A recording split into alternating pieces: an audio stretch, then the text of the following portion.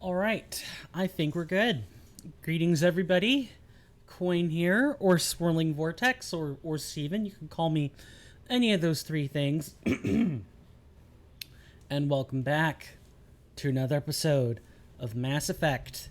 Last time, we did a lot of missions, a lot of them, ranging from finding the perpetrators of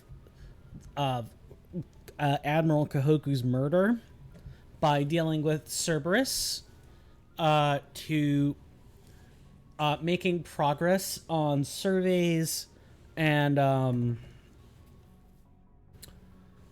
artifact digs, all kinds of stuff. Too many things to count.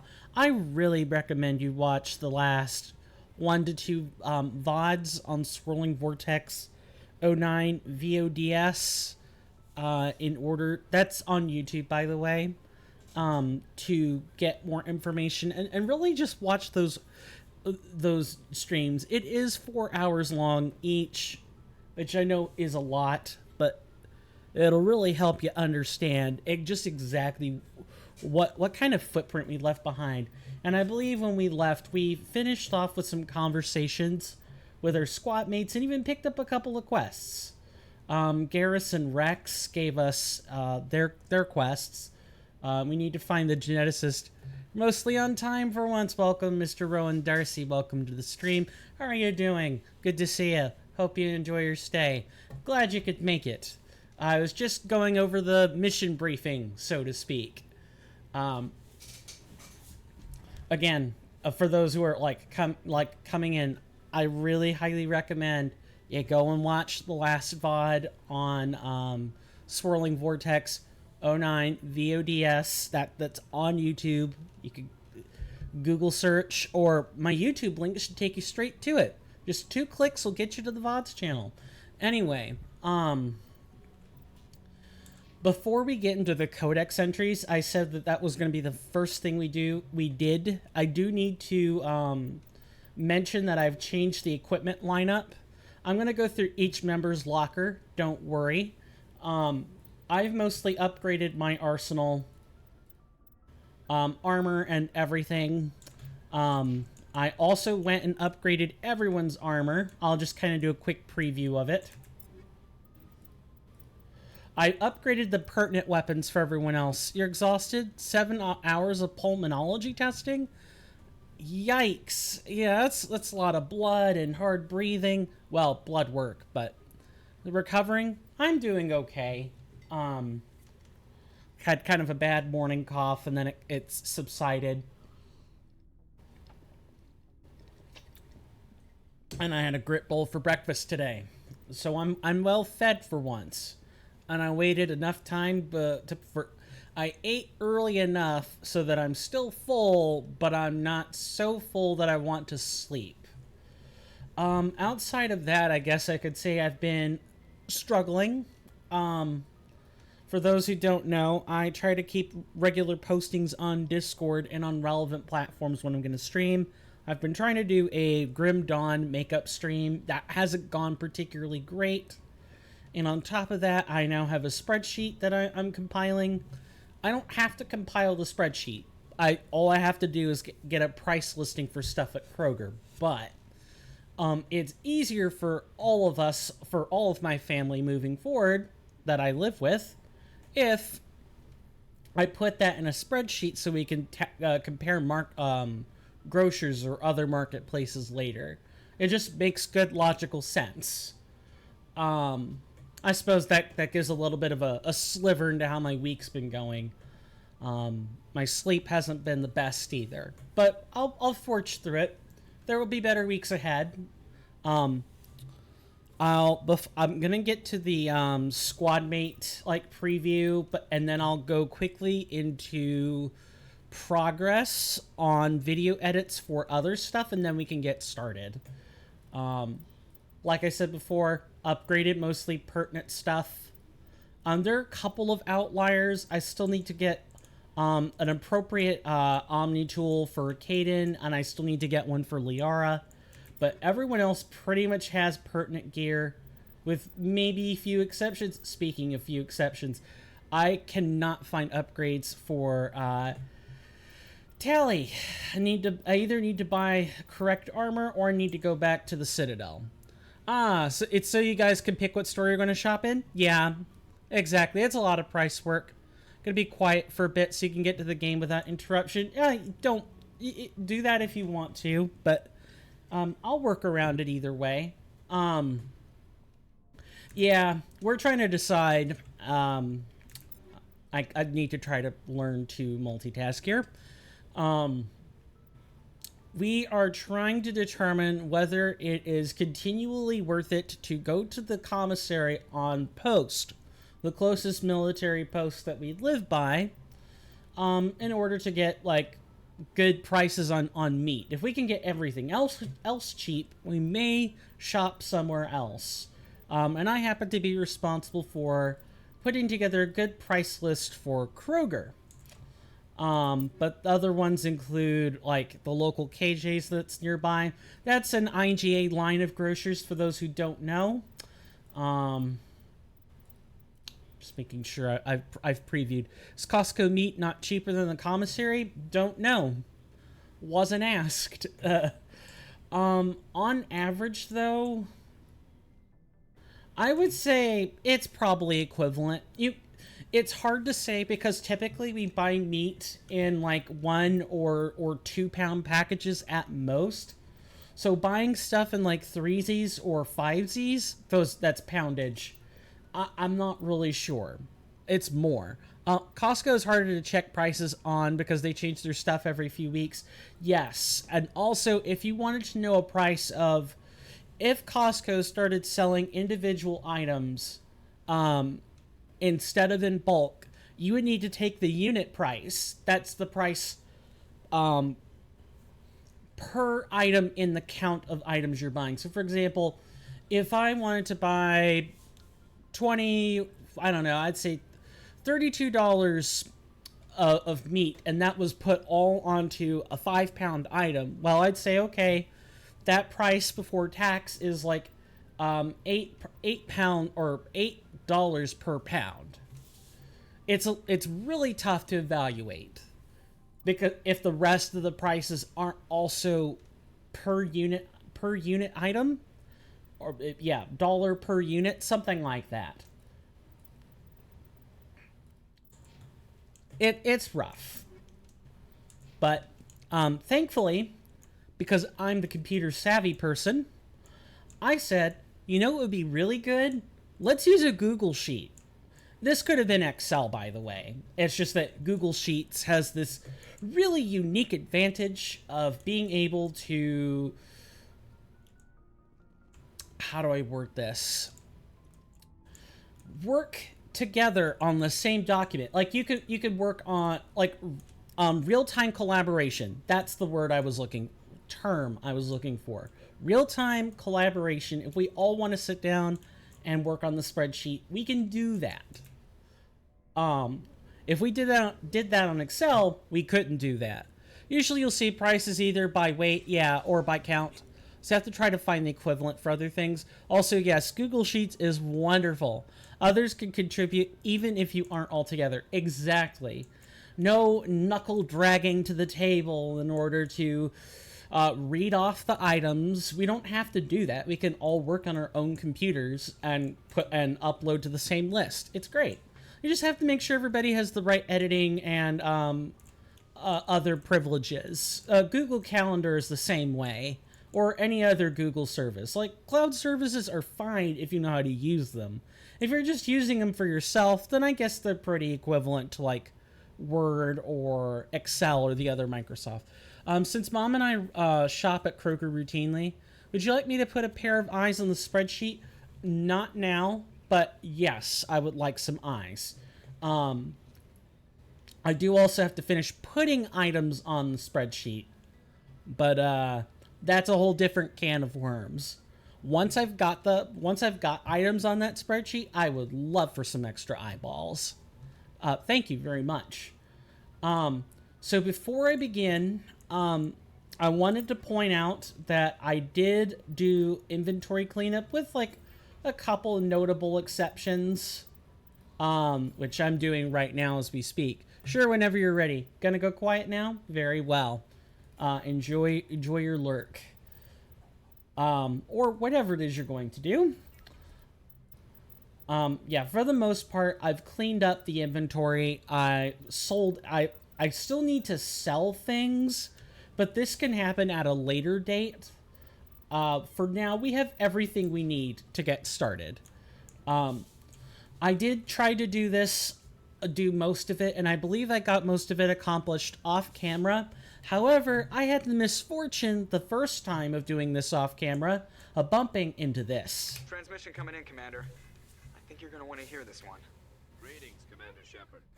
I represent a party interested in obtaining information on Cerberus activities. To bring people in who haven't been here in a while and who may not have watched the VOD, we dealt with a mission involving Admiral Kahoku. So Admiral Kahoku had a group of men under his charge who were lured to a planet containing a Thresher Maw. Thresher Maw were worlds containing Thresher Maws are typically not suitable for colonization. The Thresher Maws destroy everything they touch. The Alliance survey beacon that was put on that planet was a trap. And predictably, all of Admiral Kahoku's men on that particular team died. And Admiral Kahoku, who you can find on the Citadel, asks you to go get to the bottom. Alliance brass is giving him the runaround, won't be straight with him, blah, blah, blah. You go to the planet that contains it, find out it's a trap. You come back, you tell Admiral Kahoku. Admiral Kahoku looks into it, tells you that, hey, this merc group called Cerberus, who's like an Alliance Black Ops group, that's basically what they are, is the one who planted that beacon. And then you're sent to find... You pretty much are given the gumption to go deal with Cerberus. Plus, when Admiral Kahoku sends you that information, he's got to go hide because Cerberus were probably wiretapping him. You go to the planet, which has a bunch of their biolabs in it, and as it turns out, Cerberus was engaging in all kinds of genetic testing that was not necessarily illegal. Cerberus does things with a very fine line, but it was very ghastly stuff. Testing humans with like husks or tests on Rachni, which of course were said to be extinct or near extinct since the Rachni War. Eventually, in that place, you find Admiral Kahoku to be dead. That's right, Cerberus got him and murdered him, put him in the same pen as the husks, but the husks didn't kill him. No, that corpse was dead. Admiral Kahoku was dead before coming in there with the husks. And when you inspect the body, it turns out that he was injected with something to kill him. Not sure what it was, and if it said, I don't remember. But eventually, we go and wipe out the rest of Cerberus space after that fact, and we get some information from them. And this is what that transmission is about: is information from Cerberus computers that we retrieved based on all of their genetic experiments and all of the other comings and goings. And this guy is here to get that information, supposedly. So, now that I've explained that, for those who may not have been here in a hot minute, what is your name, Sir Transmission? Who are you and who do you represent? Who I am is inconsequential. Suffice to say, I am an agent for the Shadow Broker. You see, Admiral Kahoku contacted my employer looking for information on the location of any Cerberus facilities. We provided that information on the promise that he would turn over copies of all files gathered from the Cerberus systems to us. Ah, and the plot thickens. Yep, as it turns out, when Kahoku did his digging, how did he dig? He looked for any way he could. Cerberus is a black ops group, so what does that mean? That means you have to go through the shadow broker to get any information. Not surprising. Did you have anything to do with Admiral Kohoku ending up dead? We had no reason to harm him. He was going to provide us with information about Cerberus. Information that is now in your possession. How do you know that? You must have some connection to Cerberus. How else could you tell Kohoku where to find them? Information is our business, Commander. Through our contacts, we were able to determine that the Cerberus group was active in the Voyager cluster. Unfortunately, that was all we were able to find out. That is why we are so interested in acquiring copies of the files from you. Well, as it turns out, if I hand this information to you, it's treason. So guess what we're not doing? These are classified Alliance files. I'm not handing them over to you. Be reasonable, Commander. Cerberus was operating outside Alliance jurisdiction. You don't owe them any loyalty. The Alliance is just going to file this information away in some archive. But no secret stays hidden forever. Eventually, someone somewhere will deliver it into our hands. Might as well be you. Transmit the files to us and you will be well compensated. I would, but except, this thing belongs in an archive, and, if someone wants to go through the beta gamut, double clustered encryption to get to it, which I'm quite sure is not any real encryption system the Alliance would use, but what I'm trying to say is, good sir, if you want to have, someone will eventually brave that absolutely labyrinthine encryption system, and at that point they deserve the victory. Until then, it goes in the Alliance vaults. But why do you want the files so badly? Surely you could just talk to someone else. What are you going to do with this information? Information is a commodity. It can be bought, sold, or traded. Why my employer desires this information is not my concern. I am only the buyer. Typical jargon coming from an agent of the Shadow Broker. The Shadow Broker operates on so many different layers of discretion and secrecy that hearing this is not very surprising, at all. My loyalty is to the Alliance, not the Shadow Broker. That is unfortunate, Commander. My employer will remember this the next time you need something from us. Hopefully we don't need anything ever. Yep, and we're here at Nephron. So, hopefully everybody's doing well, other than the people I've already talked to. So now that we're here, when I was attempting to do this off camera, what I was going to do is go back to the Citadel and get some better gear, because I want Tally to be able to actually not die to a paper shredder, okay? It's a big deal. And we only have the licenses for so many things. So guess what a part of this episode's gonna be, as much as I hate to do it. It's gonna be traveling to the Citadel and making sure Tally is geared up. We have 179,800 some odd credits. We're gonna make sure Tally has good armor.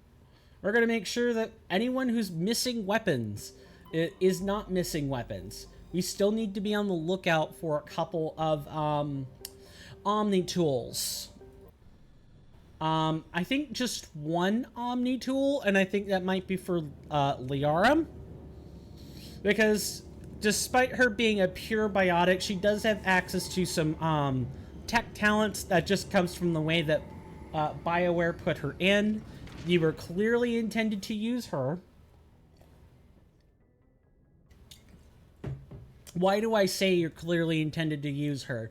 Because you have 6 party members, right? Why would you need to feel inclined to use this one in particular? I'll tell you why, and for any series veteran, this should be perfectly obvious.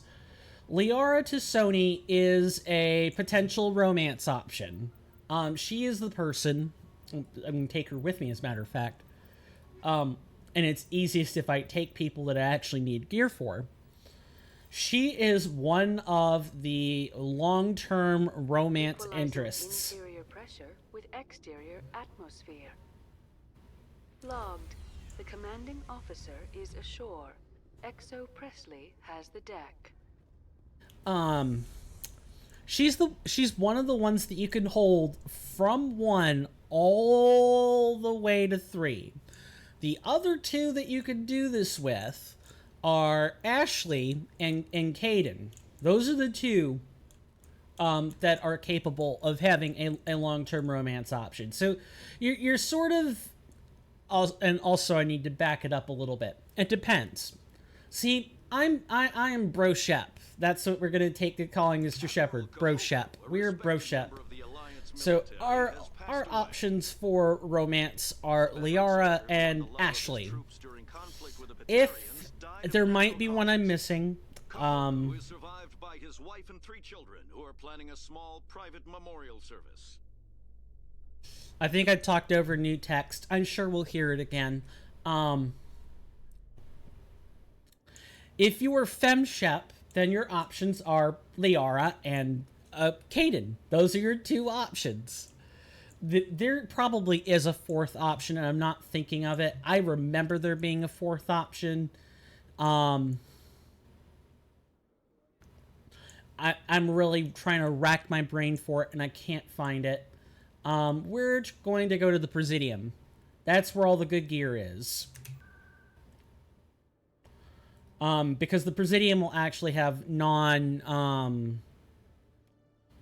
should have a non-human section we could look at for Quarian armor. That would be the hope. We're headed to the Financial District. What point was I making with this? Now, of course, as a reminder, and this is just kind of a reminder for anyone, I am still holding up to, if anyone can guess who the romance option is that I've gone with between the entire series, the entire trilogy, let me be more specific, I will give a free gift sub to that person. No strings attached, no questions asked. I'll probably also funnel a number of currency points to them, probably equal to, I don't know, say 200 times the number of months that have gone by. So right now we're looking at 2 months, something to that effect. So 400 currency points doesn't sound like much. Yes, we have channel points. And those are the exact same points I'm talking about.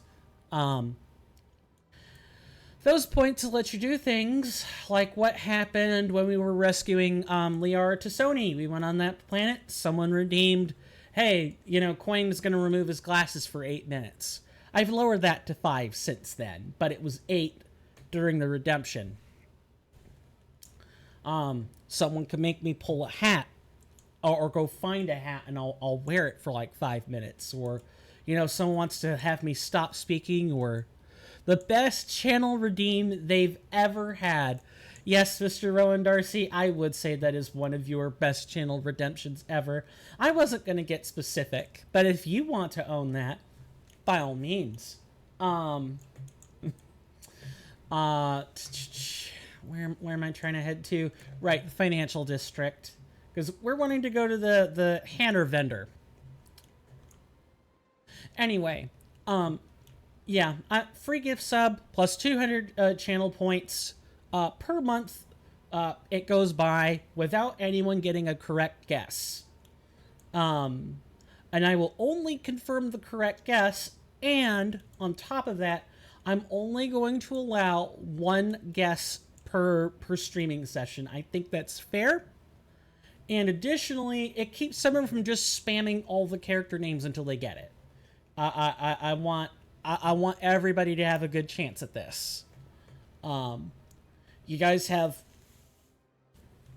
2 whole games plus another game, another 2/3 of this one, ME1, to find out. Commander, it is good to see you again. Would you care to see some of its fantastic items today? And in fact, I think that's probably one of the best deals I've ever crafted. I'm willing to sell pints of blood to make sure that deal goes through. You guys are worth that much to me. Yes, I'd like to buy something. Oh, this one is pleased to do View so. non-human armors. Will we find a Quarian here? No, which means Quarians wear human armor, even though I've looked for human armor and none of what I have fits. Cool. Okay, and we just so happen to have two human-wearing Commander, it is squad good to mates see you with again. us. Show me your item. Oh, this one is pleased to. Those are upgrades. That is not particularly very good. Show me Yes. your item. Oh, this one is. Got to be careful with the spacebar. Spacebar is what I'm using to skip this. Like skip dialogue. Hello. Yes, I will take the Devlon Industry license. Thank you. We need light armor. We also need one Omni tool, and just so happens they're selling one Omni tool. We're gonna buy it. Now both of our compatriots wear light armor, so and I believe Liara is already wearing light armor, so it's just gonna be. Yeah, I'll buy a 4. Sure, why not? Alright, Miss Talizora. You may wear good armor. Or not. What the heck? Oh, is it... She must be special. I'm forgetting about this. I'm so trying to understand where exactly I've gone wrong. Can you not actually replace Tally's armor? That would be really interesting. I don't recall. I've actually beaten 1 and 2 or Mass Effect 1 and 2. You can, but it's super rare. So, does she require... I guess I'm asking for a little help here. Specifically with Mass Effect 1, because I'm fairly sure that was loosened in Mass Effect 2. You can sometimes find it at the Citadel merchants, but you're more likely to find it in loot boxes. Gotcha. Would anyone happen to know if Tally has some unique restrictions? You might want to look to make sure that Legendary Edition hasn't changed this, because we are playing the Legendary Edition trilogy. And I just bought armor, and I'm having a tough time trying to, like, get something for her. Sounds like I'm going to have to go scavenging on missions to get it anyway. Which means Tally should just be with us. You might find armor for her at the Solarian Merchant Moreland. That's going to be downtown. I'm going to try that now. Thank you. I guess while I'm here, though, Liara, take an Omni tool. Equip it. And we'll Omni-gel this thing. Oh, that would be the hope. It's been a while since I'm too used to Mass Effect 2's, like, way of arranging inventory. Not that I think it's that different, but the restrictions are just far less. We also don't actually deal with Miss Talizora until way later in Mass Effect 2. Whereas you pretty much get 3 compatriots right here on the Citadel when you first arrive. You do have to do a little work to get each one, but you do eventually get them. Liara is the one that you can not only find, but you can also, I think you can skip, or come very close to skipping her. Wards, we're going to go to, I guess it would be the markets. And I believe I have to go 1 or 2 floors down apart from that. That's expat, so yes, I believe we want to head... Commander Shepard, it's me, Conrad Werner. Remember me? Oh, no. Oh, also, I still have not read those blasted Codex entries. There are rumors on the extranet that you've been made the first human Spectre. That's incredible. Sure. I'll do my best. You can save Scub to reset his inventory if he doesn't have it, but if you don't want to do that, there's an armor reward for her in the mission, Bring Down the Sky, which is the Batarian mission. Okay. Good to know. Thank you. Where do I have a piece of paper? I want to remember this. And by remember, I mean I want to memory dump it so I don't have to.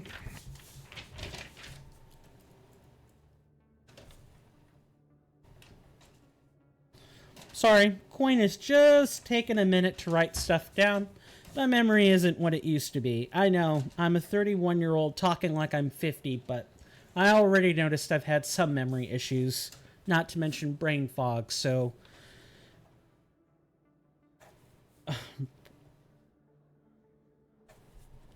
Writing stuff helps me down and helps me out. And don't let anyone shame you if you require the same thing. Writing stuff down is useful. You can have a permanent record of it if necessary. And I suppose the same would be true if I cracked open the Google Doc to do that. But sure, spelled everything correctly. Okay. Done.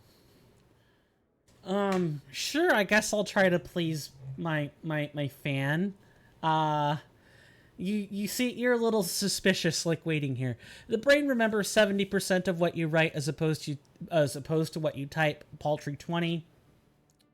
That's true. That is definitely true. Being a Spectre is a big responsibility. I just want to make humanity proud. The vids are all talking about Commander Shepard fighting for all of us back home. And they also say that you don't take crap from anybody. You're showing them what humans can do. Hey, can I get your picture? First it was an autograph, now it is a picture. Sure. I don't have a problem with it, but why? You're a hero, Shepard. Decades from now, humanity... What is that facial expression? And I'll have your picture.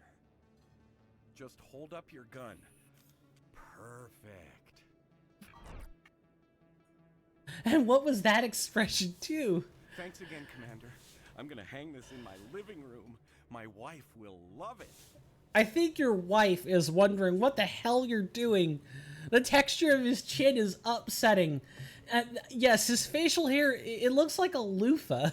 His facial hair is too evenly lopped. There's no roughness to it. So it doesn't look like it seams into the face. It looks like it was just poof. Like someone used a makeup applicator to apply it. It looks really funny. But then, you know, my Shepard's facial expressions are also awful. Like that smile just now. Oh my god. What does anyone think of? Like I know this sounds harsh, but there are, like, he was wearing a beach SpongeBob. Yes. Literally. I don't know. Maybe they thought to tighten up FemShep's expressions and never thought to tighten up, don't forget to save. Good idea. Thanks.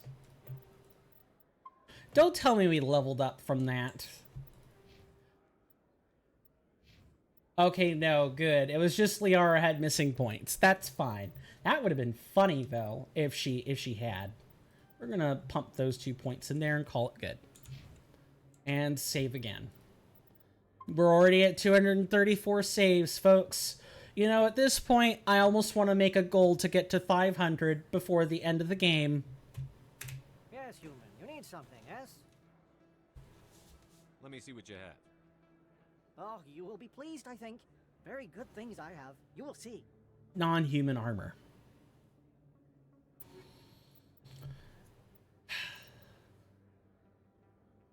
Okay, I don't think that's there. We're gonna reset this a couple of times. At least I hope that's how the save scumming procedure goes. It isn't like Skyrim where I need to pull out my gun and kill people, or pull out my weapons and kill people. Oh, I remember the wily hours of resetting Skyrim merchants. No, I don't want to do that. Yes, okay, there is a type.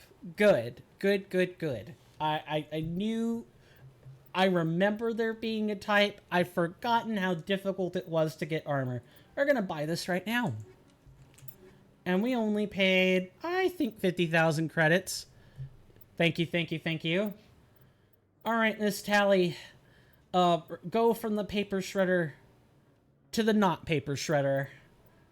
And we're going to make sure that you are capable of withstanding more pain. Let's see. Best thing I think I can do. Your protection value should be very low. So it's probably best if I give her extra shields. Awesome. Now we can actually get the hell out of here. That is a weight off my chest. I believe we can compost that armor, though. Yep, Survivor 2, you're getting Omni-Gelled. And yes, save again.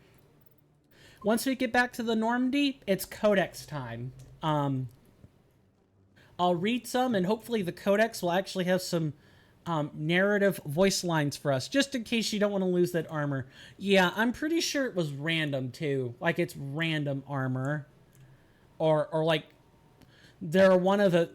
Actually, you're probably the one that looked. Would you happen to know if that was the only armor of its kind, or was it like, yes, it's a random statted Quarian armor?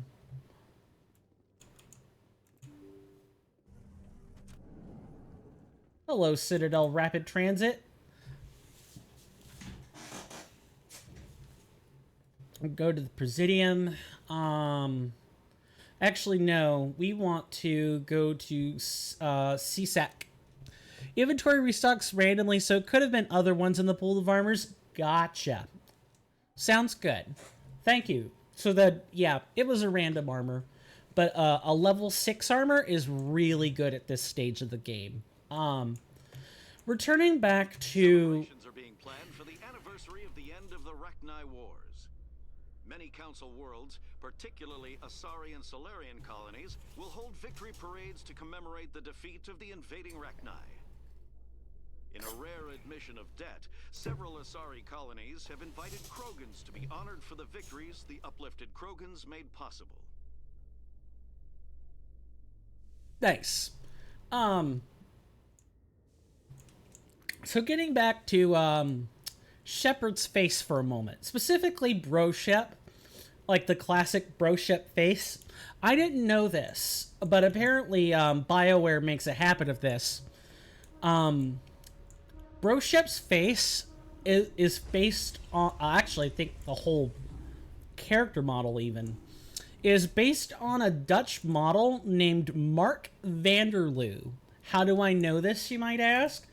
Well, because there are mods that make it pretty apparent. The fact that you could make Mark... I can imagine Mark Vanderloo's face now just being contorted in random directions. It's really hilarious.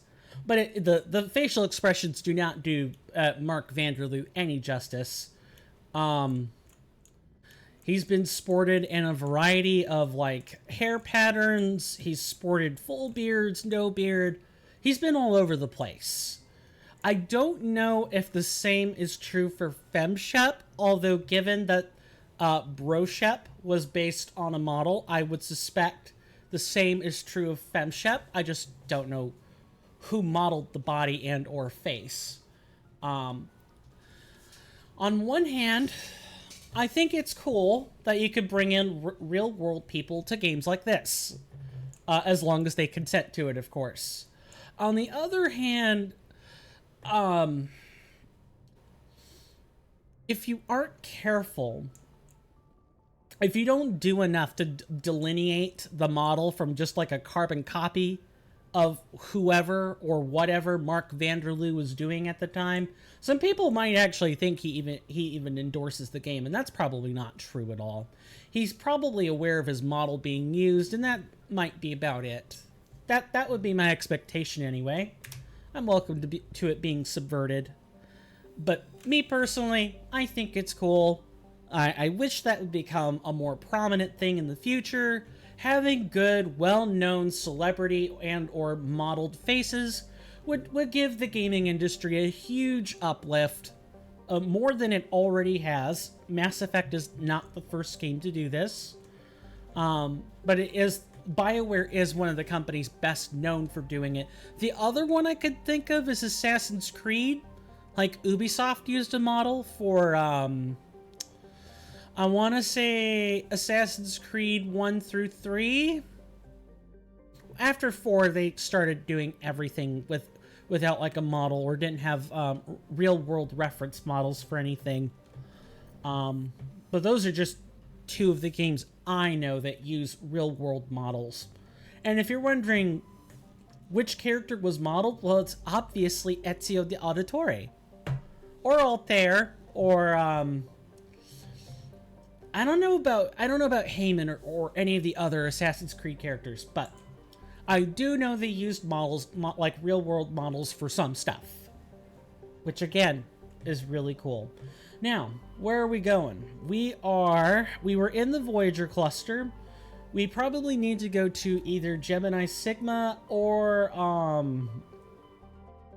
Hawking Etta. There was quite a few things we could go do. I think I recall something being in Gemini Sigma, however.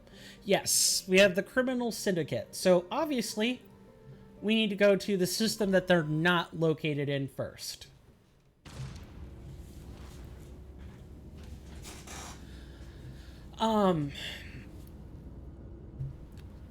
Once we're on the Citadel, we'll proceed to reading the Codex. Before that, I do want to mention for the patrons and subs that I am still working on those video edits for Divinity Original Sin.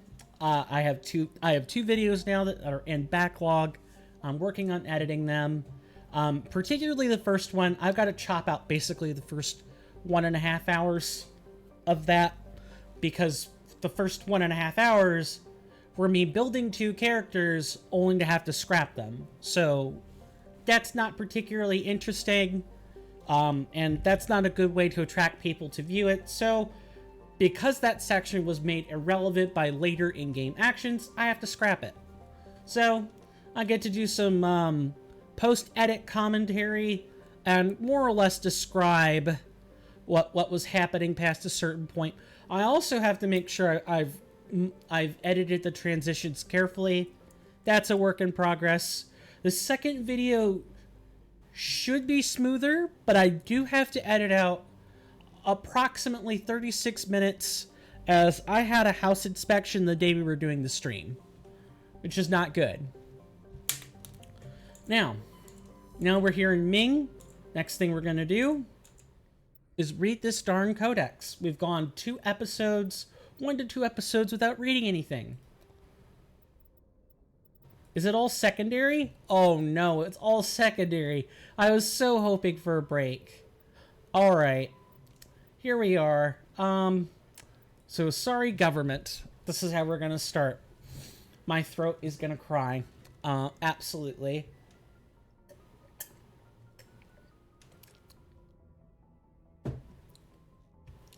So, the Asari came late to the concept of world government. For centuries, their homeworld of Thessia was dotted with the loose confederacies of great republican cities. As in republics, not the U.S. political party. The closest earthly equivalent would be the ancient Mediterranean city-states. Since the Asari culture values consensus and accommodation, there was little impetus to form larger principalities. Rather than hoard resources, the Asari bartered freely. Rather than attack one another over differing philosophies, they sought to understand one another. Only in the information age did city-states grow close. Communication over internet evolved into an electronic democracy.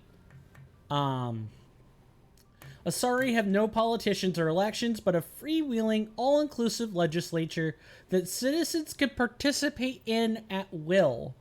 Policy debates take place at all hours of the day, in official chat rooms and forums moderated by specially programmed virtual intelligences. All aspects of policy are open to plebiscite at any time. In any given debate, the Asari tend to lend the most credence to the opinions of any matriarchs present, nearly always deferring to the experience of these millennia-old wise women. Yup, sounds correct. Achieving consensus through public debate may take too long in a crisis. In a case where prompt, decisive action is required, the Asari defer to the wisdom of local matriarchs. Makes sense. So, age is wisdom. Age confers experience. All that fun stuff. If you're a believer of a life long well lived, then you will like the Asari. I like the Asari. Moving on to an entirely different topic. Solarians. Before they joined the Citadel Council, the Solarians' most potent military tool was a small reconnaissance team, man I cannot talk, known as the League of One. Their primary training was in espionage and assassination. Never more than a dozen strong, the team was adept at infiltrating the tightest defenses and eliminating all necessary obstacles. Only a few top members of government and military were privy to the League's identities. League members wore no distinguishing garments and held no particular rank. The only evidence of their participation in the League was a small medallion presented to each member upon induction. The secrecy was maintained until the formation of the Council. In an effort to dispel rumors and appease their new Asari partners, the Solarian Union released all classified documents pertaining to the League. The League of One was suddenly exposed and in the danger of being hunted by the enemies of the Solarians. Before any harm could be done, the team mysteriously disappeared. Most assumed this was a convenient lie to help hide their identities. But a few months later, the inner cabinet was murdered. Though there was no incriminating evidence, it was clear who was responsible. Realizing the threat posed by this rogue outfit, the Special Tasks Group dispatched a team of hunters. When they didn't return, the STG dispatched 10 of its brightest operators with broad discretionary powers. Only 2 returned. They reported no evidence of the League. No further incidents were reported, and it was assumed the League was wiped out. Some recently declassified documents, however, have suggested there may have been a 13th member who eluded the Solarian military. Yeah, the League of One reminds me of the CIA in that sense. Well, not exactly like the CIA. The CIA is this wide, broad-spanning organization, but the way that it's conducted and the way that they hold absolutely every secret reminds me of the CIA, just a little bit. Now we move to a different topic. Hooray! The Turian homeworld, Palaven, has a metal-poor core, generating a weak magnetic field and allowing more solar radiation into the atmosphere. To deal with this, most forms of life on Palaven evolve some form of metallic exoskeleton to protect themselves. Their reflective plate-like skin makes Turians less susceptible to long-term, low-level radiation exposure, but they do not possess any sort of natural armor. A Turian's thick skin does not stop projectiles and directed energy bolts. Although life on Palaven is carbon-based and oxygen-breathing, it is built on dextro amino acids. This places the Turians in a distinct minority on the galactic stage. The Quarians are the only other known sapient dextroprotein species, the food of Asari humans and Solarians who evolved in levo amino acid-based biospheres will at best pass through Turian systems without providing any nutrition. At worst, it will trigger an allergic reaction that could be fatal if not immediately treated. Unfortunate. Where did we... Hold on, I gotta look at what's new exactly. Let's see. Here. Is it the beacon itself? Sorry, I'm reading because it said that there was something new here, but I do not know what it was. Excuse me. Protein data banks recovered on Mars. Solid state storage device. Serin Arterius and synthetic allies. We've read this. And I believe we read the data discs. We've read all of this. Why did it say it was new? Did an entry change? I wondered. I don't know. But I know we've already read these. If I find later in a VOD or something one that wasn't there before, I'll go back and read. Let's keep moving on. Yes, we've learned a lot since our conversations. We had a lot of conversations, particularly lengthy ones with Rex and I believe Garrus, but we learned a lot more Codex things from Tally. We learned a lot more that went right into here. Krogan culture. The harsh Krogan homeworld conditioned the Krogan psychology for toughness just as it did the body. Krogans have always had a tendency to be selfish, unsympathetic, and blunt. They respect strength and self-reliance and are neither surprised nor offended by treachery. The weak and selfless do not live long. In their culture, looking out for number one is simply a matter of course. After their defeat in the rebellions, the very concept of Krogan leadership was discredited. Where a warlord could once command enough power to bring entire solar systems to heel and become overlord, these days it is rare for a single leader to have more than 1,000 warriors swear allegiance to him. Most Krogan trust and serve no one but themselves. This solitary attitude stems in part from a deep sense of fatalism and futility, a profound social effect of the genophage that caused Krogan numbers to dwindle to a relative handful. Not only are they angry that the entire galaxy seems out to get them, the Krogan are generally pessimistic about their race's chances of survival. The surviving Krogan sees no point to building for the future. There will be no future. The Krogan live with an attitude of kill, pillage, and be selfish, for tomorrow we die. Ugh, gross. But I understand it. Hopefully, fingers crossed, we can rectify this somewhere along the way in the trilogy. I can tell you for absolute certainty, this does not happen in 1. It doesn't even happen in 2. You're only going to start seeing the ramifications of this in 3. In 2, we're going to deal with the Solarian half of it. In 3 is where we deal with the Krogan half of it. There's going to be some interplay throughout the entire series between the two guarding the genophage, as the Solarians were the ones who engineered it, along with Turian backup. But it's not talked about. Like, the history of it is, but like the exact decisions, no, that's a tightly guarded secret.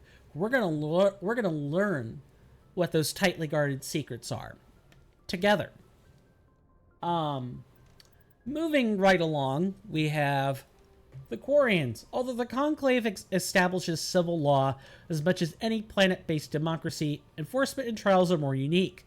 After the flight from the Geth, there were few constables to police the millions of civilians aboard the fleet, so the Navy parceled out Marine squads to maintain order and enforce the law. Today, Quarian Marines have evolved training and tactics akin to civilian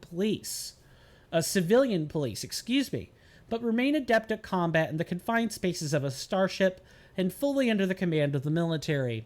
Once taken into custody, the accused is brought before the ship's captain for judgment. While the ship's council may make recommendation, tradition holds that the captain has absolute authority in matters of discipline. Most are lenient, assigning additional or more odious maintenance tasks aboard the ship. Persistent recidivists are accidentally left on the next habitable world. This practice of abandoning criminals on other people's planets is a point of friction between the Quarians and the systems they pass through. Yes, I too would like to dump my criminals just any old place. I could definitely see why. Captains rarely have another choice. With space and resources at a premium, supporting a non-productive prison population is not an option. In the early years, many Quarian freighters were armed and used as irregular privateers. Civilian ships still show a strong preference for armament, making them unpopular targets for pirates. Though they have rebuilt their military, there are still mere hundreds of warships to protect tens of thousands of ships. The Quarian Navy follows strict routines of protocol and takes no chances. If the intent of an approaching ship can't be ascertained, they shoot to kill. I can't blame them. And the Quarian religion. The ancient Quarians practiced ancestor worship, even after abandoning faith for secularism. Secularism, jeez. I've had so many speaking gaffes, I can hardly count them on two hands.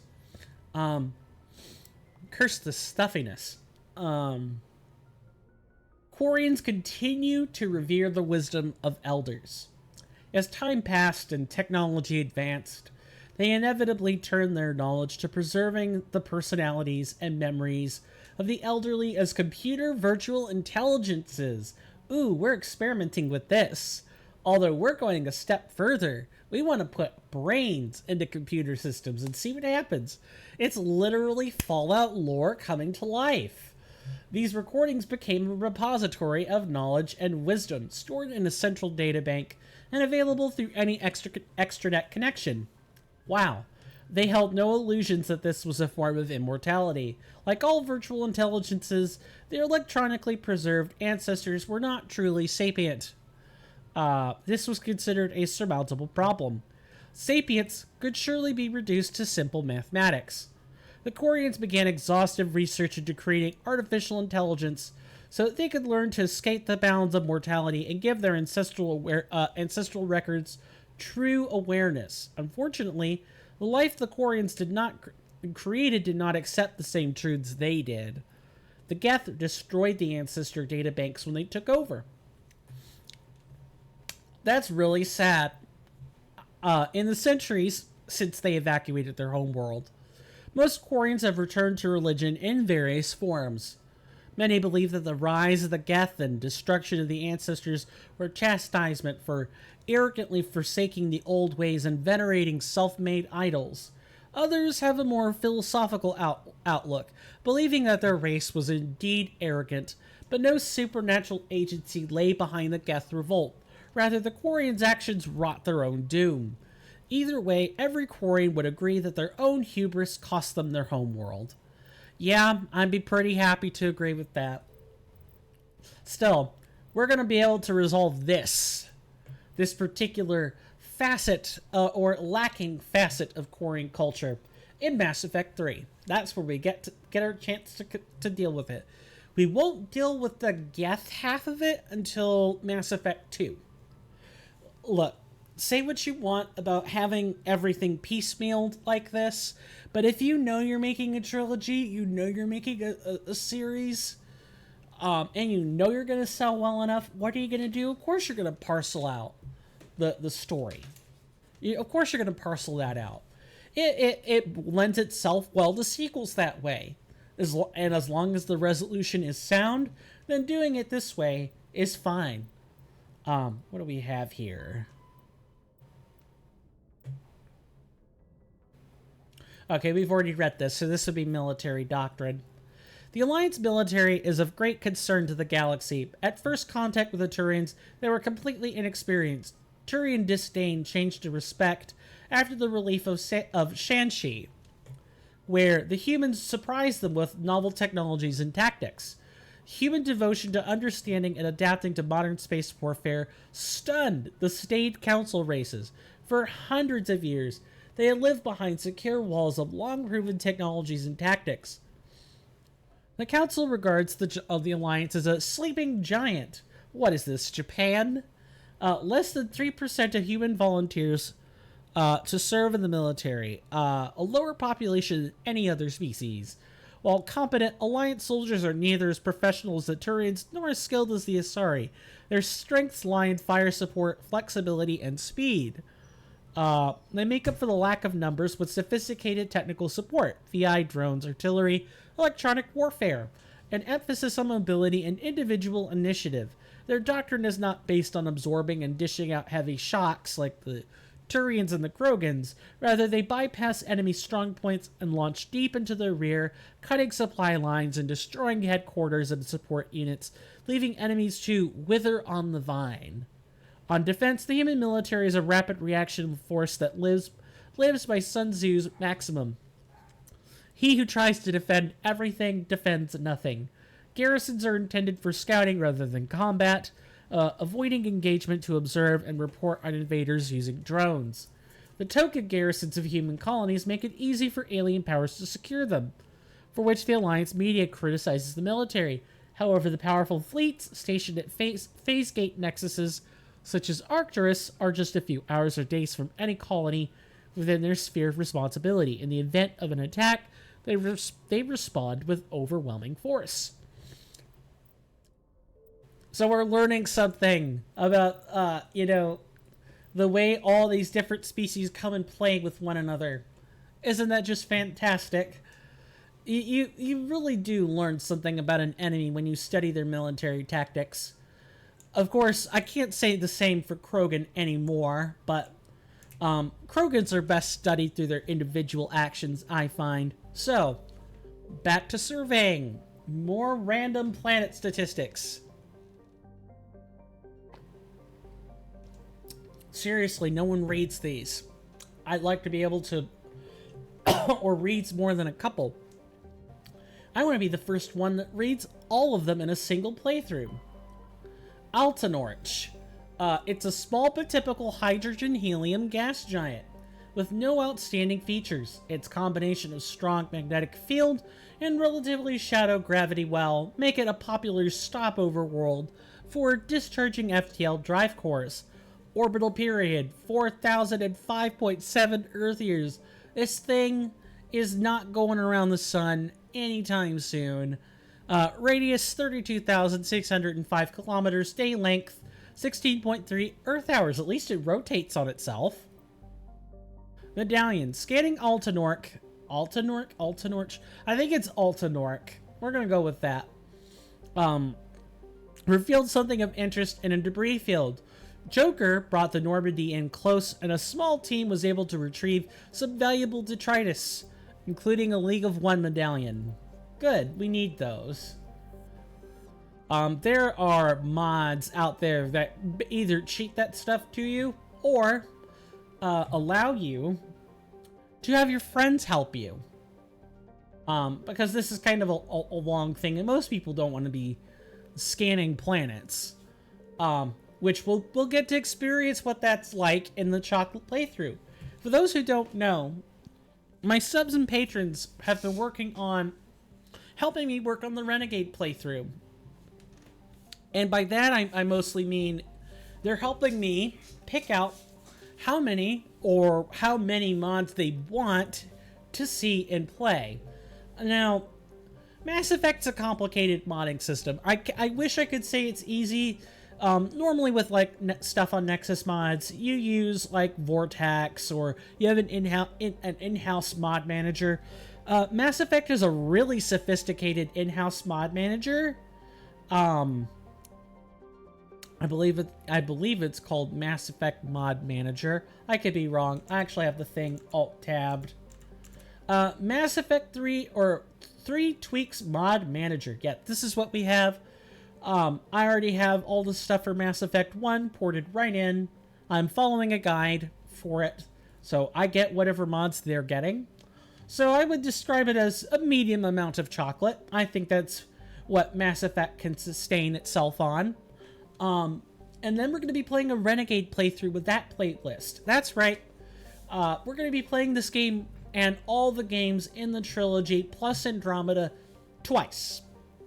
Once for Paragon, once for Renegade. Now, it's worth noting, I say play twice for Andromeda, but what I mean by play twice in Andromeda, because the morality system doesn't exist there, is we're going to play through with one set of actions, then we're going to mod the game and replay it on another set of actions. That's what we're going to do. And I have no idea how this works at Andromeda, by the way. I get the lovely experience of figuring that out myself. I don't know what that means yet. I've never played Andromeda, ever. I've seen footage of it, I've seen clips of it, I've seen stills of it, but I've never played. So I don't know if I want to remedy that before you guys see it, or do I want that to be a first time playthrough? I don't know yet. I'll put that question out there when we get closer to Andromeda, the time to play Andromeda. For now, back to planet scans. Parag is a large rock planet with an atmosphere composed of nitrogen and argon. Despite lying over 600 astronomical units from Ming, its surface is scorching hot, and mainly composed of alumina with deposits of silver. Due to the radiation and heat... Oh boy, I need to take a break soon. Landing on Parag's sunward side with anything less than warship-grade shielding will likely be fatal. Parag rotates at a retrograde to the rest of the Ming system, indicating it is likely a captured body. Orbital period, 1930.3 years. Slow orbit. Radius, 7,979 kilometers. Day length, 22.4 Earth hours. Atmospheric pressure, 1.58 Earth atmospheres. Surface temperature, 1,117 degrees Celsius. That is hot. Surface gravity, 2G. It's double what it is here back at Earth. That is awful. Survey says... revealed a large deposit of titanium. Good stuff. Next planet. We have the MSV Worthington. We have Antiropus. Antiropus. Okay, I got it. Antiropus. Antiropus is a hydrogen-helium gas giant that formed in the outer regions of Ming's system and is in the process of migrating inwards. In a few million years, the planet's atmosphere will begin to boil away into space. There's a sizable temperature difference between the side of Antiropus facing the energetic blue giant primary and the side facing the cold of deep space. The variance powers massive cyclonic wind systems. The intense heat it absorbs from the sun, in addition to its own internal heat engine, causes the planet's dark side to radiate faintly in the infrared. Orbital period, 284.2 Earth years. Radius, 57,948 kilometers. Day length, 10.8 Earth hours. Rotates fast then. Finally, we have whatever is here, MSV Worthington. Can we land? We can board it. Okay, so the Worthington is a Kowloon-class modular conveyor of human design configured for mixed freight and passenger hauling. The ship appears to be in a shut-down state. The main thrusters are cold, and it is adrift off the orbit of Antiropus. Registry, the Morrison Company Shanxi. So, what we're going to do is I'm going to leave you with this photo still of this ship, and I'm going to take a break. Before I begin, it's worth noting, if you pay $11.99 on Twitch Turbo, all those ads you skip, we get as viewers, or we get as content creators. So if you're like, oh man, I'm not interested in the emotes, but I still want to skip those darn ads, rest assured, we get the money as though you viewed them, which is just amazing. It's absolutely impressive. Do I recommend it? It's okay. If you want to pay $11.99 for skipping ads on all channels, that's probably a pretty good deal. If, however, you're more interested in skipping ads of select channels you already know you want to view, I recommend a tier 1 sub. Twitch Prime doesn't cut it. It has to be tier 1 or better. But your reward for choosing me, and if you do, I'm honored, is no ads, 6 emotes, one of which comes from Calligraphy Inc. The other 5 come from person I'm working with named Amelia Harper, that is the Discord username they go by, and their emotes are great. I appreciate the emotes. There's a lot of hard work in them. I want to make sure I show them off. And on top of that, double channel points per 5 minutes you watch, and you get entrance into the Discord. Even a Twitch tier prime, or a tier, I guess 1/2, a Twitch Prime sub gets you into the Discord, which I have a command for now. So me or a moderator will give any person, will whisper any person who gives this Discord link, or will whisper another person the Discord link. And then we could come there, onboard you, all that fun stuff. Everything is great. Additionally, I don't have the links up yet, but I can point you to the website. I think I already have coffee set up for this. If you're like, I just want the Discord. I just want the Discord. Well, good news for you. If you front $1 in over there, which comes without the noisy fanfare, which some people really like, there's a Discord set up there too. I have a Discord link. You just click on the members package that you want. You get it. Bingo, bango, bongo. It assigns you your membership tier and everything. It's great. I have Patreon doing the same thing. I think I've shilled enough for the entire stream, but I have multiple ways you can show your appreciation apart from just following, liking, subscribing. Make sure you retweet my stuff, or etc, etc. There are nice free ways to support what I'm doing, and you being here, even without doing that, is more than enough for me. But if you want to support me, those are all the ways I can think of in which you could do that. A follow gets you 2 emotes, and all other kinds of fun business. But the tier primes, the Twitch Prime and the tier 1 subs are probably the best bang for your buck. When I come back, I have one little announcement to make regarding the Twitch Prime subs, and what their benefits are, and or a new, not a new, but a reworked benefit. And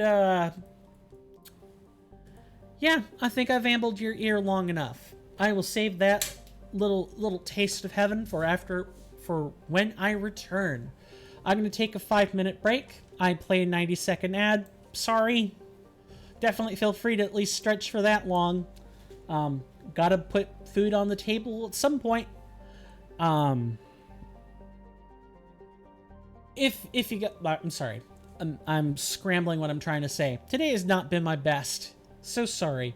But yeah, I'm gonna be on a 5-minute break. Definitely feel free to take a stretch, do whatever you want, really, and I will see you after the end of these 5 minutes.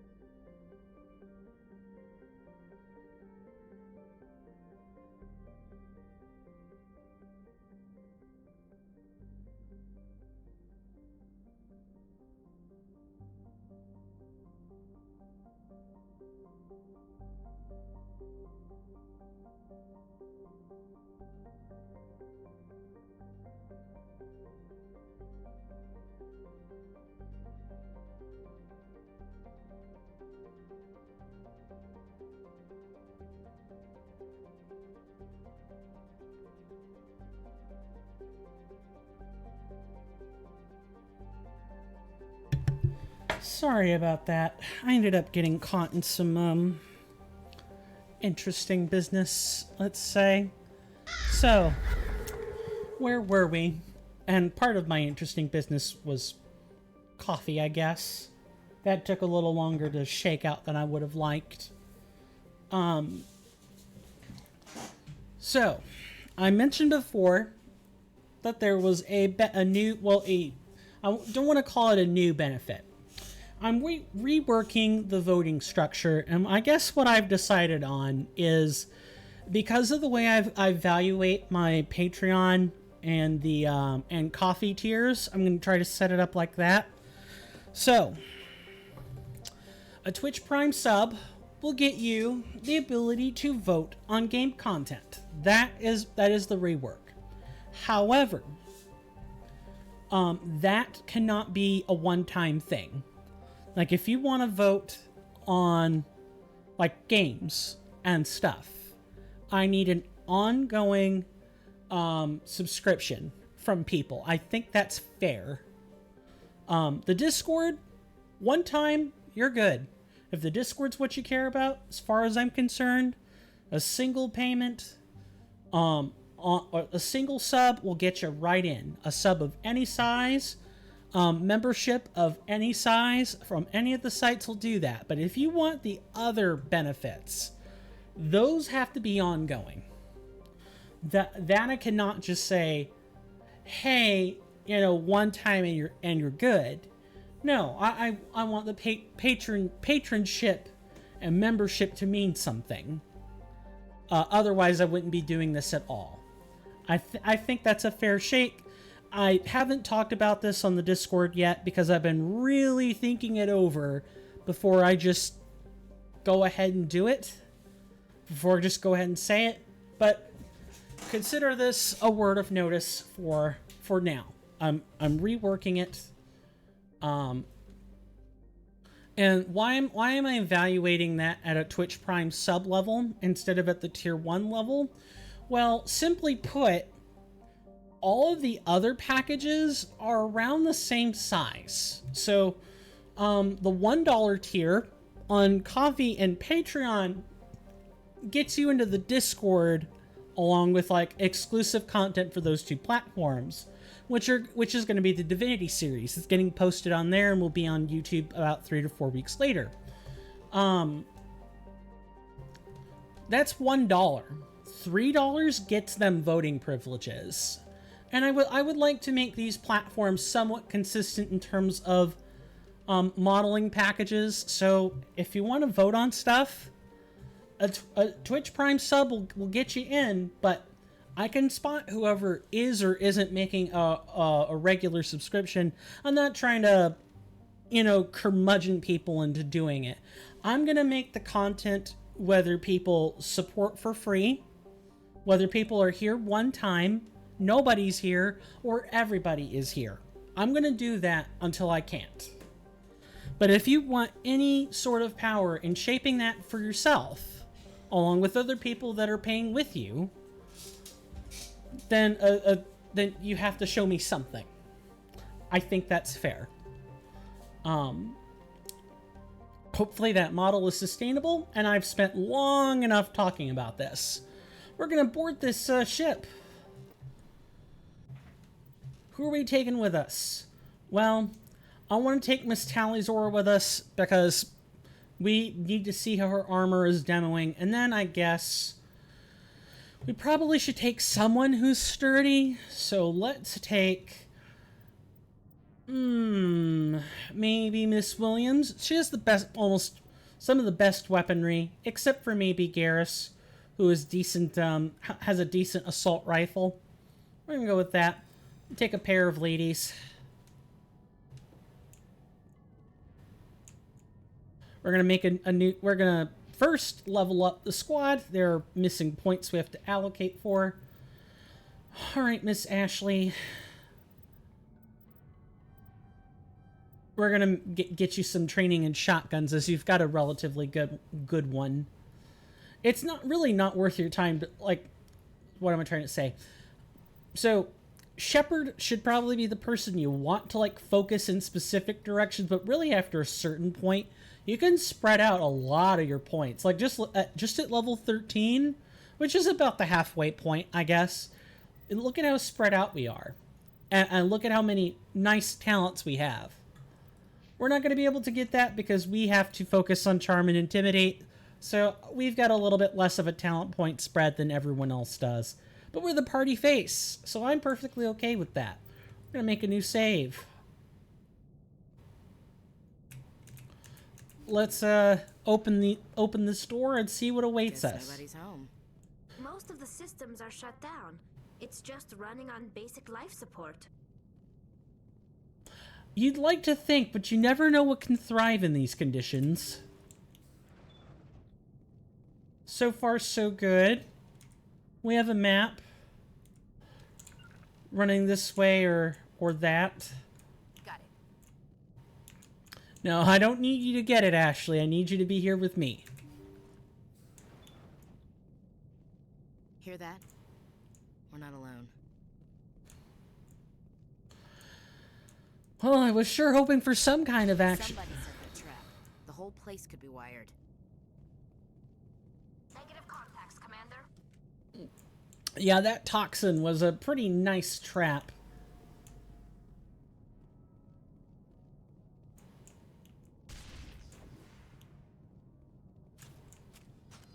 Really? I just pressed the med gel button and already we're doing this. Okay. Any circuitry, any panels? Here's a malfunctioning object. Let's open it. Never mind. I thought it was going to be like whatever's responsible for the trap. Guess not. That's fine. Hopefully it's somewhere around here. Ah, yes. Semi-vaulting. Not just any kind of vaulting, but the fake kind. Alright, I think we're good. I think this is just a maze to see how many traps we would, trigger or pull off, and we detonated damn near all of them. Excuse my French. Let's go figure out who else is on this ship. Hello, Rasby. Welcome to the stream. Good to see you. How are you doing? Hope you enjoy your stay. We are currently investigating a abandoned, crashed ship. Oh, well, I guess this answers our question about being alone. Just had an amazing meal. Tell me more about it, if and you don't mind. Where's the other half? What do you mean, other half? I'm right here. Webcam is so small? That's because I don't want it taking up game real estate. Basically is what's happening. Hope I guess I was kind of hunched down, so maybe half or part of me was covered. But yeah, this is a as good. That's a tiny spot to focus all your attention to. If I make it bigger, then you can't see where dialogue is. At least it's diamond shaped. It's actually hexagon shaped if you take a closer look. Here, I'll kind of, do a magic thing for you. For shrinking it back. If it were diamond, it would be a little bit smaller. But I could certainly understand the confusion. It is a small webcam after all. Or like, it's a webcam with a smaller filter put on it. Looks like that machine is keeping him alive.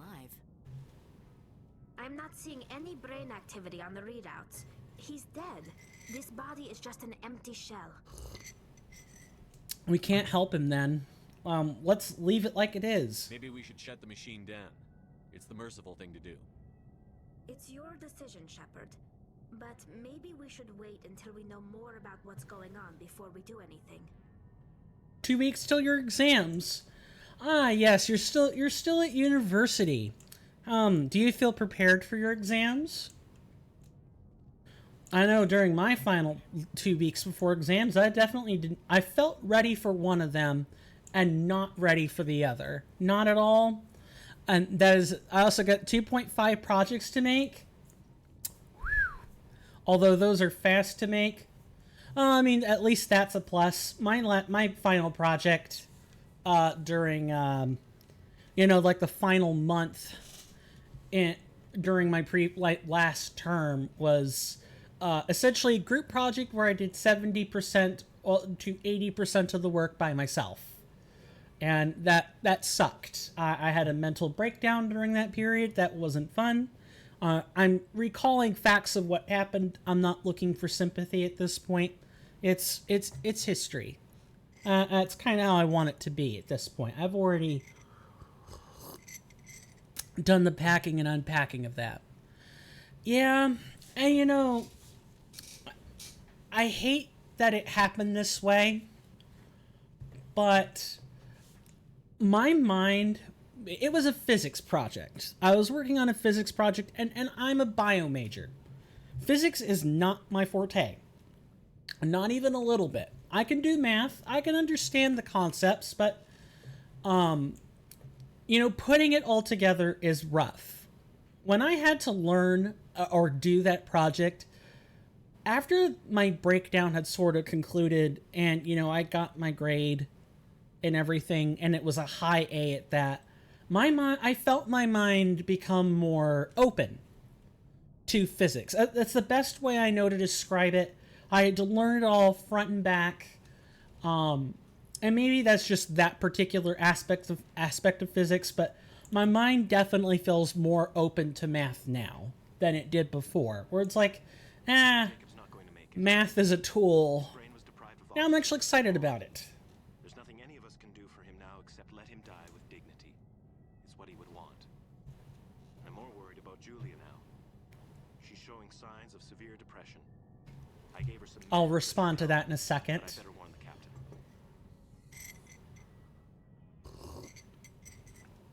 I'm also pretty open to meth. If I said meth, I apologize. I meant math. I'm very close to meth. Don't do meth, kids. Never do meth. Or speed or heroin or any of that stuff. And especially don't do that and drink. You don't want coca-ethylene in your system. That stuff is toxic. Fairly cytotoxic, in fact. Okay, we're going to play this arbitrary little mini-game. Perfect. A few weeks ago, been properly diagnosed with autism. High degree of it, that is. Yeah, it's a spectrum. It's kind of hard to it's kind of hard to say like specific branches or spectra of autism. You can't really do that anymore. But good on you for getting a proper diagnosis. Getting a proper diagnosis on anything should make anyone feel at least moderately good. The things I thought were unique to me were actually very specific to autism.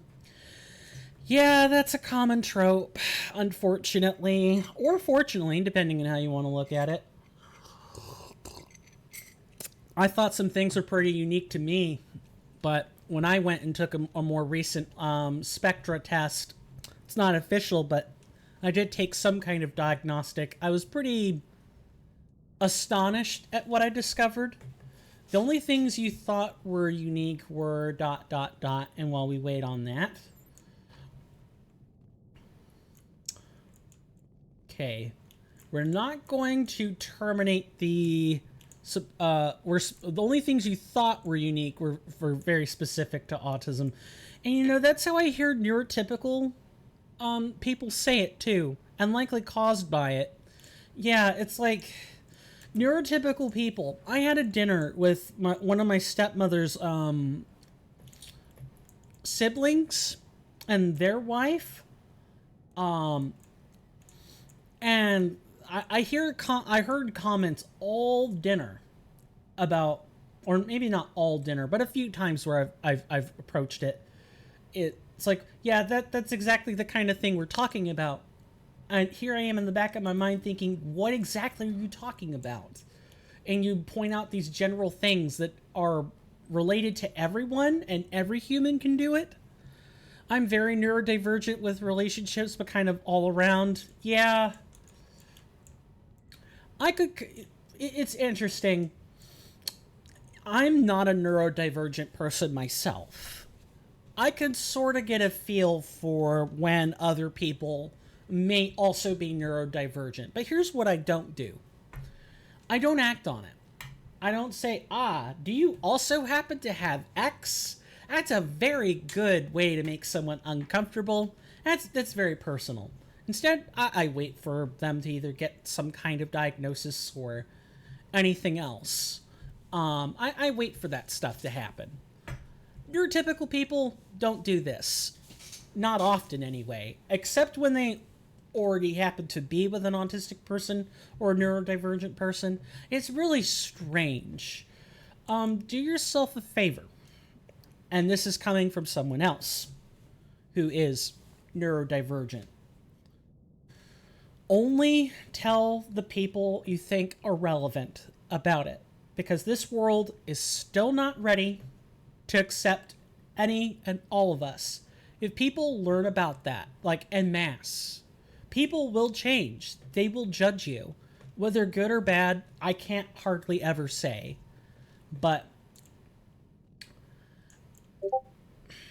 for as many people who might be accepting, there will be possibly many more people who are not.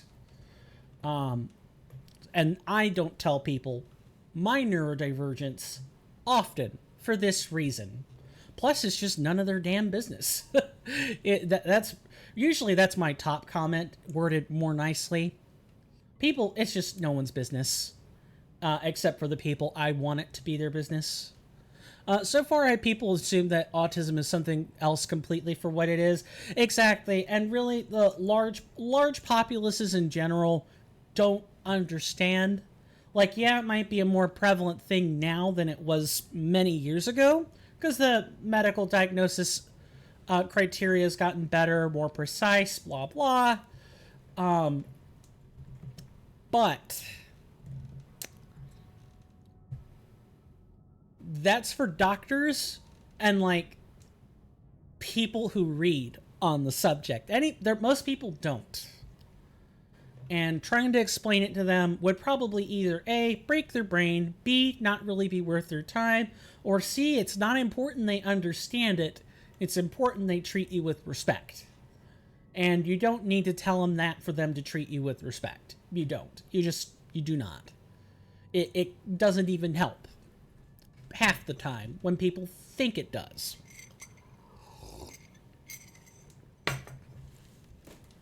Let me see. Neurotypical people just don't have the same way of looking at things as we do, or framed another way, we don't have the same way of looking at things as they do. I can tell right away what someone else is, but to me, it's always exciting to find community. Neurotypical people get the uncanny valley effect when they find neurodivergent folks. And yeah, they assume it's how it's portrayed in media. Sheldon from Big Bang Theory or Sean from The Good Doctor, neither of which are totally accurate, even if there are nuggets of truth throughout. The nuggets of truth are the only entertaining thing about the whole picture and not the whole truth itself. The rest is kept under, well, I guess I would say the rest maybe is not very entertaining at all to the populace at large. And it really does a lot to isolate people. It really does. And it's something that I can only try to explain from finding some scenario in which a neurotypical person might otherwise be othered. That's essentially what it boils down to. Sheldon's a cool guy. Assuredly he's funny, but Jacob is showing no signs of brain activity. There's nothing more we can do for him. He wouldn't want to be kept alive by machines, so we're going to disconnect the life support.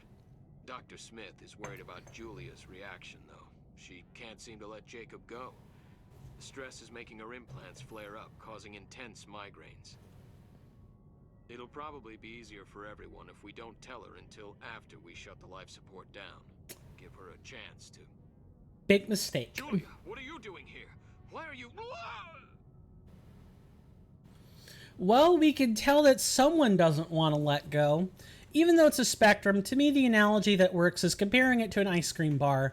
We all have a sort of base flavor of autism, but our toppings, internal, external needs are different. That's a very interesting way of putting it. I've never tried to describe it that way. But it makes a lot of sense. It really does. It seems like it oversimplifies things just a little bit, and in some senses I feel it probably is. But again, you're trying to describe it to someone who hasn't done the reading, who doesn't know, will not know, will never know. And so you have to use oversimplification. You have to do something to get the point across when it becomes relevant. Some people feel pretty comfortable with just outright saying it. With me, I mention it on camera from time to time, but really I do it under the impression that at any point I'm probably going to have to ban someone for it. I'm probably going to have to ban someone for some snide remark they make. And I'm going to have to do it to set that example. Absolutely. But I never speak hoping to trap someone, hoping to ban. It just happens to happen. It happened once. And the entirety of this stream's history was not fun. I banned them after entertaining entirely too long of a conversation about it. I have learned since then. I think it was what? See, I'm 31 now. And I took a break from 23 to 26. This had to have happened during the early years. You can tell it's early because I've done a lot to block it out. Recalling it is just an exercise in futility. In fact, so much so that I'm not going to attempt to recall it further. Just that, I have had to ban people for stuff like that. Although usually most bannings that I happen to have to partake in on Twitch are in the form of, hey, this person's selling something. I think I can count on one hand this year. You missed the narrative line? I can go back and replay that for you. Banning for what? Oh, you're talking about the story. Banning for poking fun at my autism in really pointed and very uncomfortable ways. Stuff that I've really tried to block out. It's taken me quite a bit to block it out. Multiple years. I didn't know that you have it. Yeah. I've mentioned that I'm neurodivergent, but I guess I can just come and say it. I specifically have Asperger's syndrome, but most really Asperger's syndrome doesn't exist anymore because autism is now a single spectrum and not a different range of different kinds. Not a different range of different kinds of autisms, so I just don't mention it unless it's absolutely necessary or I just want to. And the want is really, really quite rare. It's a simple analogy, but it helps neurotypicals have an idea of what it means to have a diagnosis versus getting into more detail about your own personal needs.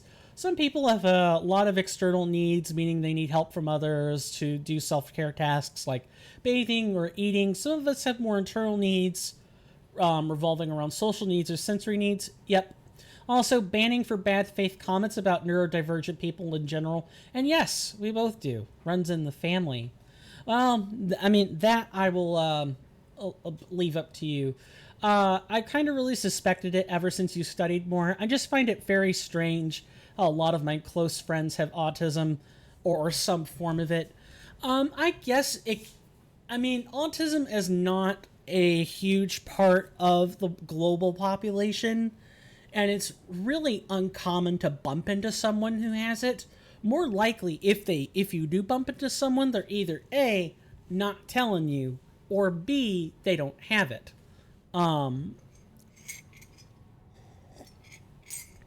So I totally get that. Let me make sure I'm not missing comments. Oh, we don't use this burger anymore. It's part of the autism spectrum disorder because the scientist Asperger was a Nazi and did awful experiments on people. Good to know. Super common. We tend to find each other because we easily become friends with those we can be ourselves around with less masking involved. Yeah, I suppose that's a good way of putting it. There's definitely when I'm around people who are already on a similar level of neurodivergence too, it's easier to just, I wouldn't say be less inhibited, but be inhibited in a different way for me. Like certain switches turn off and other switches turn on. That's about the best way I know to describe it. I suppose it's kind of insane to think about. Here are the final computer logs.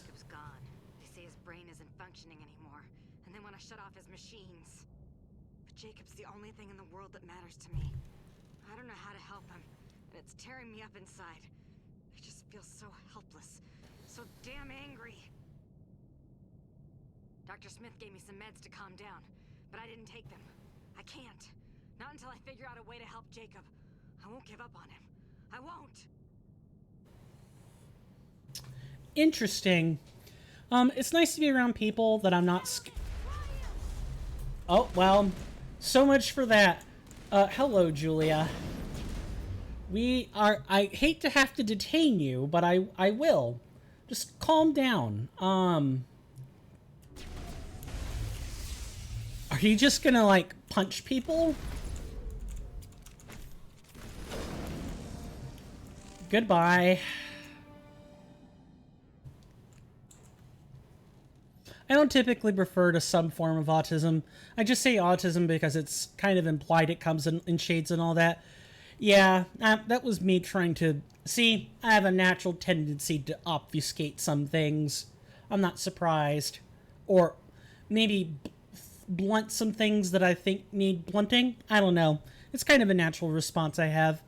I'll work on that. And it's not officially diagnosed because it's expensive, but do I want to mention that line pretty specifically, like with my voice? Probably not. Yeah, it really is nice to have a much better working sense of... What am I trying to say? You don't have to, but I'm fine with it as public knowledge. Good to know. Very well. I'm probably still going to just kind of not state that publicly. That can be in the chat logs. But let me just say this. I wonder, or not wonder, but I'm glad that the diagnosis technology and diagnosis methods have come as far as they have. Imagine if they hadn't. Imagine if... God, I'm sweating. Imagine if we all went without knowing. I went without knowing. Mr. Rowan Darcy went without knowing. Raz went without knowing. Everyone went without knowing. I can't imagine what mental health medicine would be like in that scenario. I really can't. I'm trying to like wrap my mind around such a scenario is difficult. All right, so we found out quite a bit about Jacob here, or who I can only assume is Jacob based on the recordings. We have decisions to make. We got attacked by Julia, who couldn't seem to let him go. And maybe perhaps there's a way to help him. Maybe not. It's good that we're gaining a better understanding of diagnostic criteria. It still does need improvement, hopefully with more collaboration from autistic psychologists as well as, and not just neurodivergent people who study us. Yeah, like you need all different kinds of perspectives to avoid confirmation test. Or, confirmation bias. Jeez. You said you got properly diagnosed, but one of my good friends, we talk daily and helped a lot with other people to get properly diagnosed. He has it and is very knowledgeable about the topic. I did a test he sent me, and he said he's confident. The test was a bit over very high evidence for autism. Yep, I took the same one. I took the RADS-R test. It's a very nice diagnostic tool.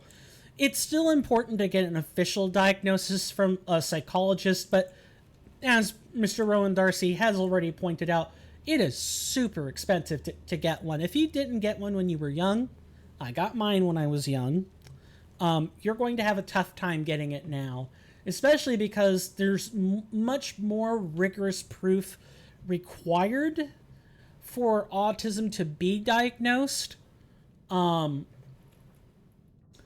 It might not be expensive, but there's no benefit to officially getting it. Yeah, it really does depend on the country. That's another thing to think about. Perhaps in Romania, it's more like, shh, hush. Nobody knows that. I mean, we need it for medical records, but shh. Might be more like that. I don't know. I don't want to characterize Romania or any other country, but some countries I can imagine would probably be like, yeah, we need this for medical records, but we're not going to say anything about it. Or otherwise we'll do, record cleansing every so often. I don't know. I'm stretching at this point, and I'm going to stop doing that now. We have a choice to make, and we saved before making that choice. I'm fairly sure we're going to make another save because I'm paranoid about it. Do we leave it on or turn it off? Before that, I'll read this last sentence.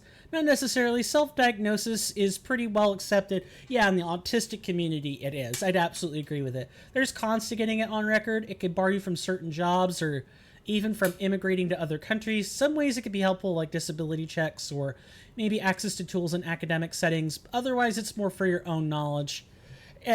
Yeah, that's probably a good way of wording it. It depends. Hopefully it doesn't restrict what I'm trying to do. Like with my life currently. I'm trying to basically sculpt a job out of almost nothingness. I've mentioned before that I'm a STEM major and I'm studying to be a biodefense contractor or specialist. And that's a degree in biology for those who don't know what that fancy word means. But typically when you're involving things that usually go into counterterrorism measures, they want to screen your psyche. They want to make sure you're doing things and that your potential is the same as everyone else. I hope I don't bump into issues, seeing as how I want to make an international version of the same thing, but you never know. That'll be something I get the fun experience of talking to several advisors about. If it turns out, hey, you don't have the mental fortitude for this, because that's what they're going to say. You don't have the necessary mental or physical neurological configuration for this. You should do something else. Then most likely my life is going to consist of working at various labs for the rest of my life. Somehow. And find some other meaning for life. I feel like autistic people are likely better at stuff that involves problem solving. Not necessarily. It depends on what kind of autistic tendencies you have. Some people not so much, but for those like you and I who tend to have more maybe social, like internal issues rather than external, we may or may not be. It just kind of depends. Some jobs may be less likely to hire you if they believe you'll have high needs in the workplace. That's supposed to be illegal in the U.S., but it still happens. Yep. As for you, I don't think you'll have the issue. You don't have to disclose to those people that you're on the spectrum. And I don't unless it happens to be mandated or required. For sure we can be better at some things, but usually we benefit from some kind of assistance or accommodation in the workplace. Yeah, probably. So, and I kind of want to, here's what I'm going to do, because it's 2 hours in, it's time for another break. You guys could continue talking about whatever it is you're talking about, which I'm aware of, but I have an engagement question.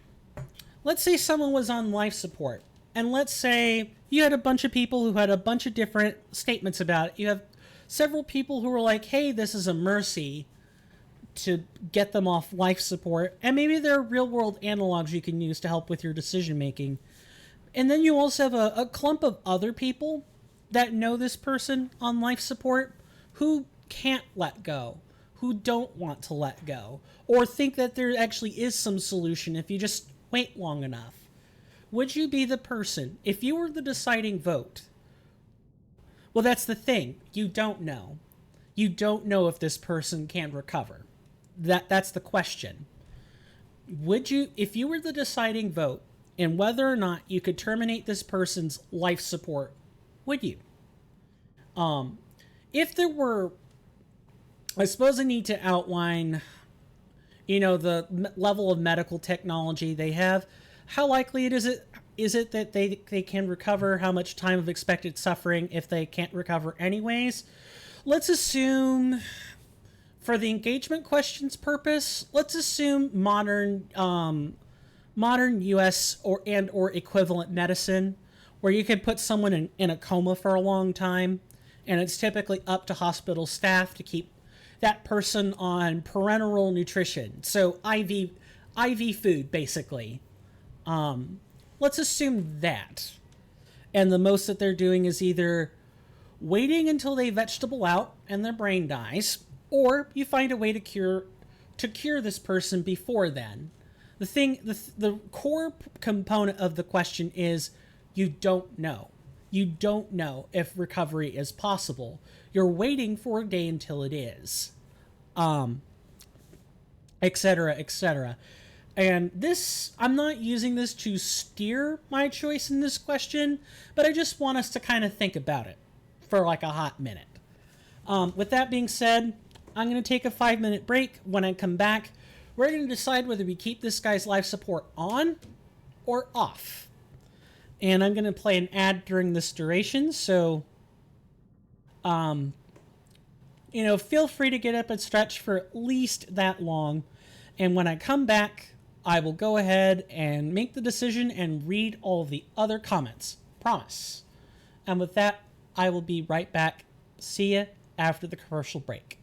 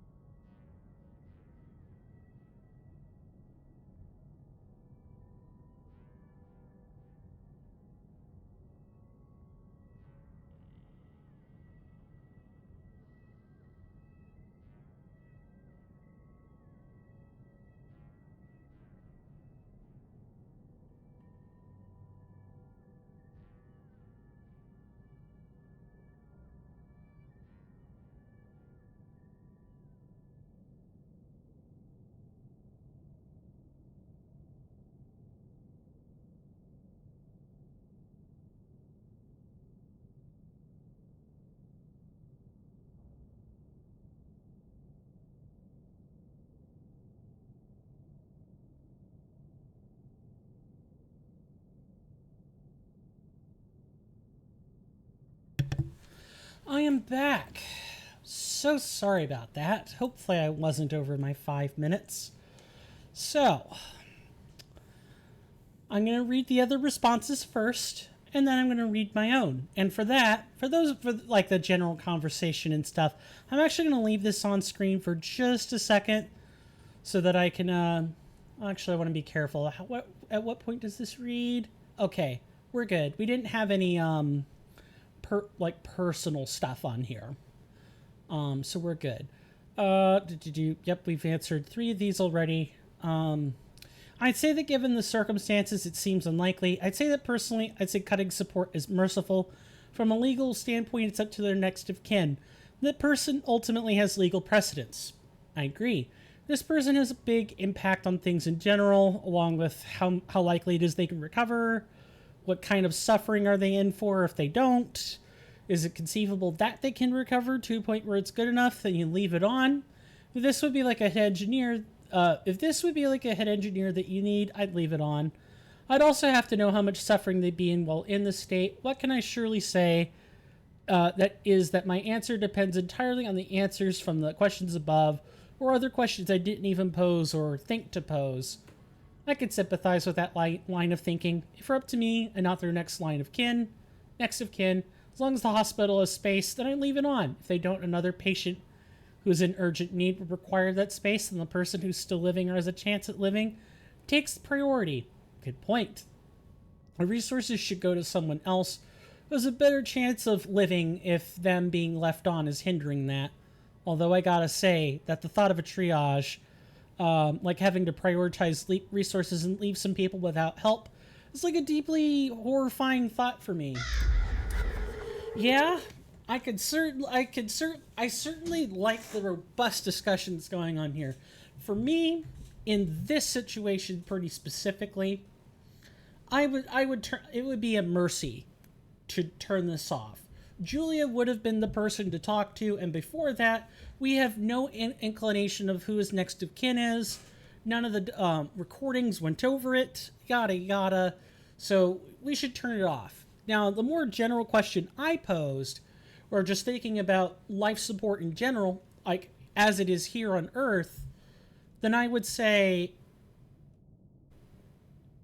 next of kin has the right of say.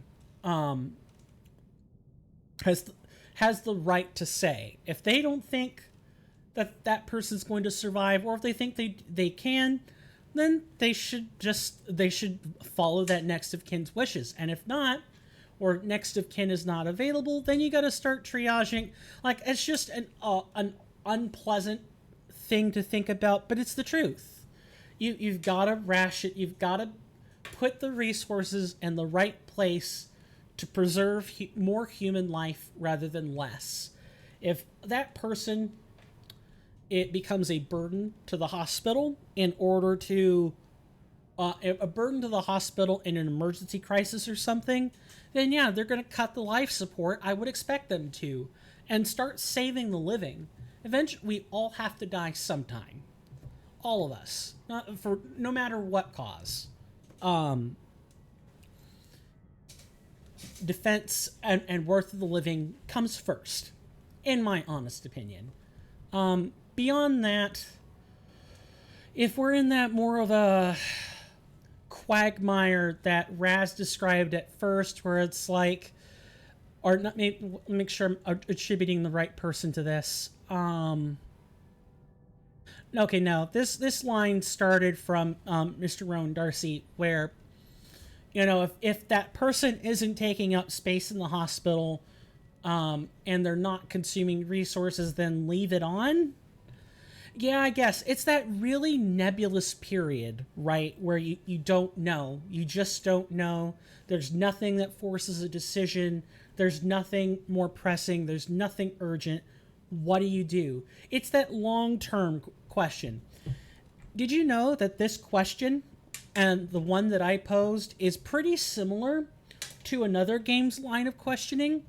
It's the same question that you're asked in SMT4, spoilers, when you and your party members are going to meet the Ring of Gaia in the underground Tokyo. In that world, gods, demons, and all manner of superstition are made manifest.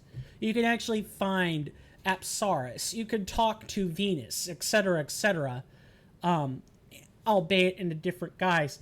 And the Ring of Gaia makes your character and their party members, who all come from the surface, they make them undergo this trial. And the trial is meant to assert whether or not you're for law or for chaos. That's the alignment axis that SMT uses.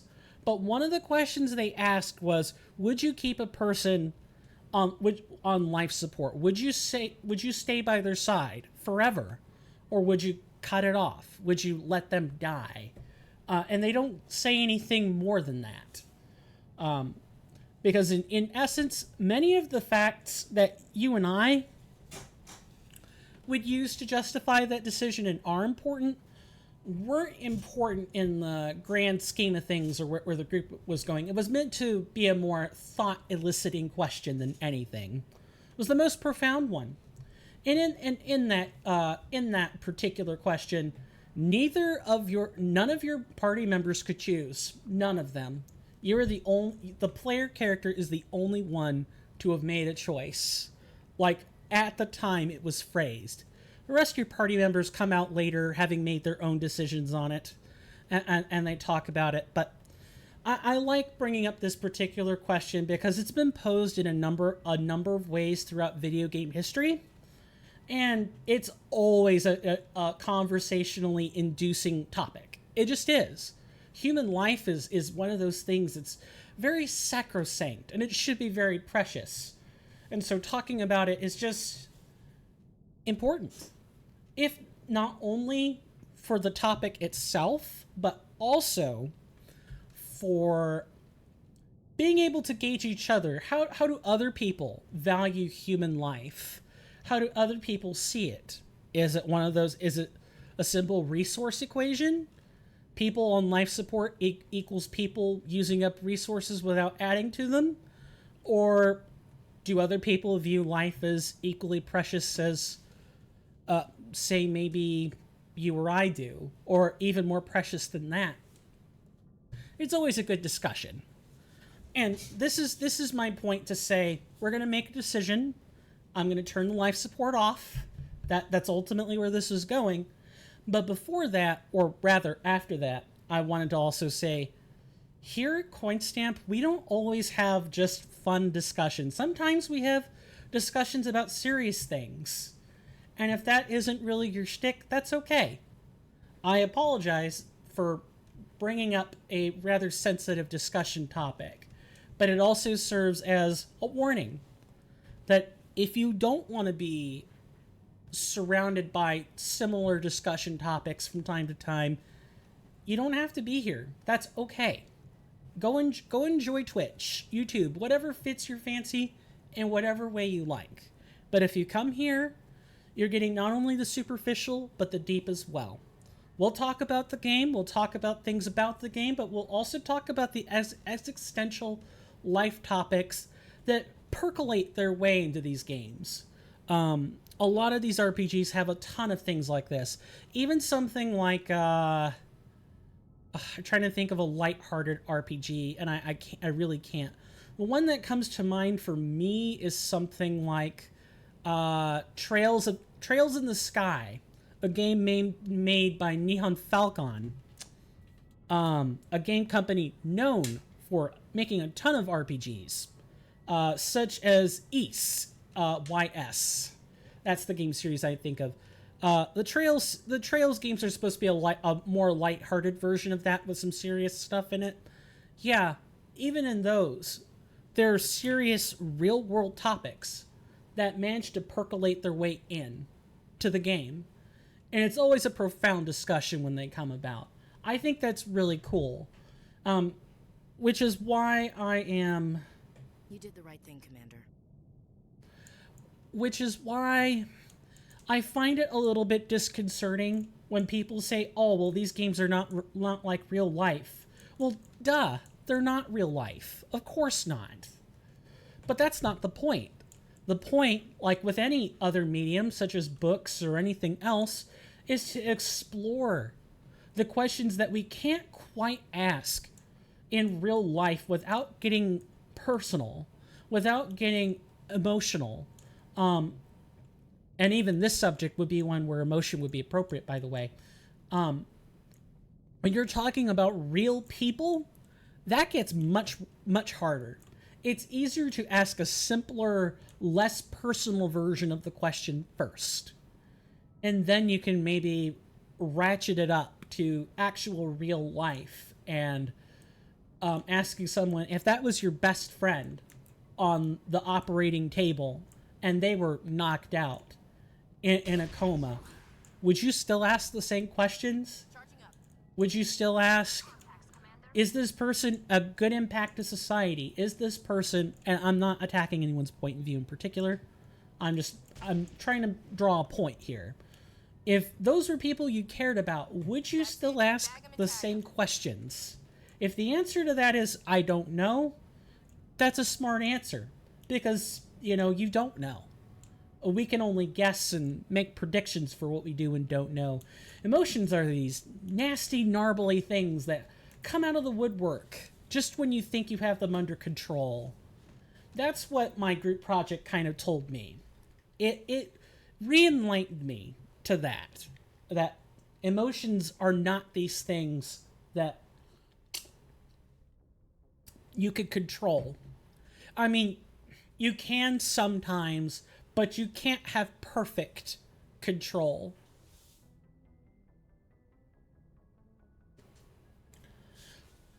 I feel like leave it up to the closest kin is a cheat answer, because I feel like the question was, which of these options do you pick? I wouldn't call it a cheat, but I would say it's kind of a sidestep. But I get where Mr. Rowan Darcy is coming from. Like, we're talking about the legal case scenario where this crops up in real life. But the more abstract question was, if you were the deciding vote, whether that person sits there or doesn't, stays there until they don't, which one would you pick? Justification isn't required, but that's fine. I'm not here to attack anyone for their response. Look, I'm very much in the same camp. Whenever I'm met with a makes it no longer be a cheat, yeah, kind of, because you're basically saying you're choosing to defer an answer, right? And like Mr. Rowan Darcy's statement is the more logical one. Like, that's what you do in a real situation. You go find next of kin, you ask them what they want. If that's not available, then you have a choice to make. It's the complicated, more correct answer, is what I would call it. If it was up to you and you alone, I think cutting life support would be the option you choose. I wouldn't want to rot in a bed personally. I suppose we can flip that question as well, while I'm thinking about it.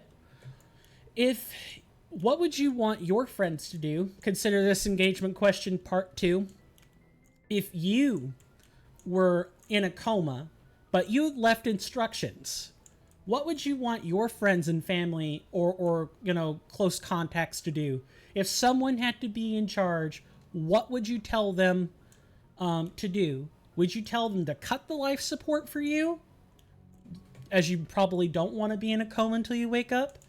Or would you be like, no, I want to have some hope. I want to live until tomorrow, etc., etc. I find I can't answer this question. I just don't know. I feel torn about it. I always flip-flop back and forth between what I want. Easy. If I was in a coma and you had to choose, Mr. Rowan Darcy says, cut me loose. My medical issues alone would make recovery unbearably daunting. Too true. Some people would probably have an easy answer to this. If you would have fulfilled most of your life goals, then cut the life support, Rasby the player says. What about if you don't? Does it get more complicated then? I'm already admitting my level of complication with the decision. Oh, OneDrive, I do wish you wouldn't make noises. I really have a hard time deciding. Because I suppose my answers would be in the same camp, I guess. I desire to want to keep living. I want to be able to make my mark in history, and that leads me to a very strong inclination of wanting to stay alive no matter what. But on the other hand, I know that my existence in that state would be a burden to everyone else, and not just people I care about, but maybe people I don't care about. In fact, those are probably the people I have the most to care about when it comes to making that decision, because some unrelated third party would probably end up having to decide whether to pull the plug or don't. Like a doctor or a nurse or a legal professional, someone like that. To be more specific, you had a fulfilling relationship, and you didn't have people that depend on you, then definitely cut the life support. So it gets tricky to answer when you've got someone you do care about, or someone that cares about you. I can accept that.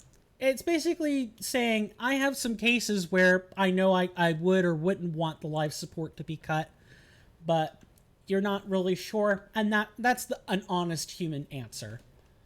If I wouldn't have fulfilled my life goals, then it depends on my odds of coming back and other stuff. OneDrive and Discord. Kings are making alert noises when you don't want them to. But if I mute them so they never make the alert noise, then they'll say something really important, and then I'll completely miss it. I like this mission when I bump into it. Like, you could completely scrape by this and never notice it. But when you bump into this particular location, it always drives that question home for me. And I like that games do this. I like them when they take themselves seriously and allude to more general situations where you can think about them. I really do. Oh man, I haven't played a story game in years. They're fun, but they are quite an investment.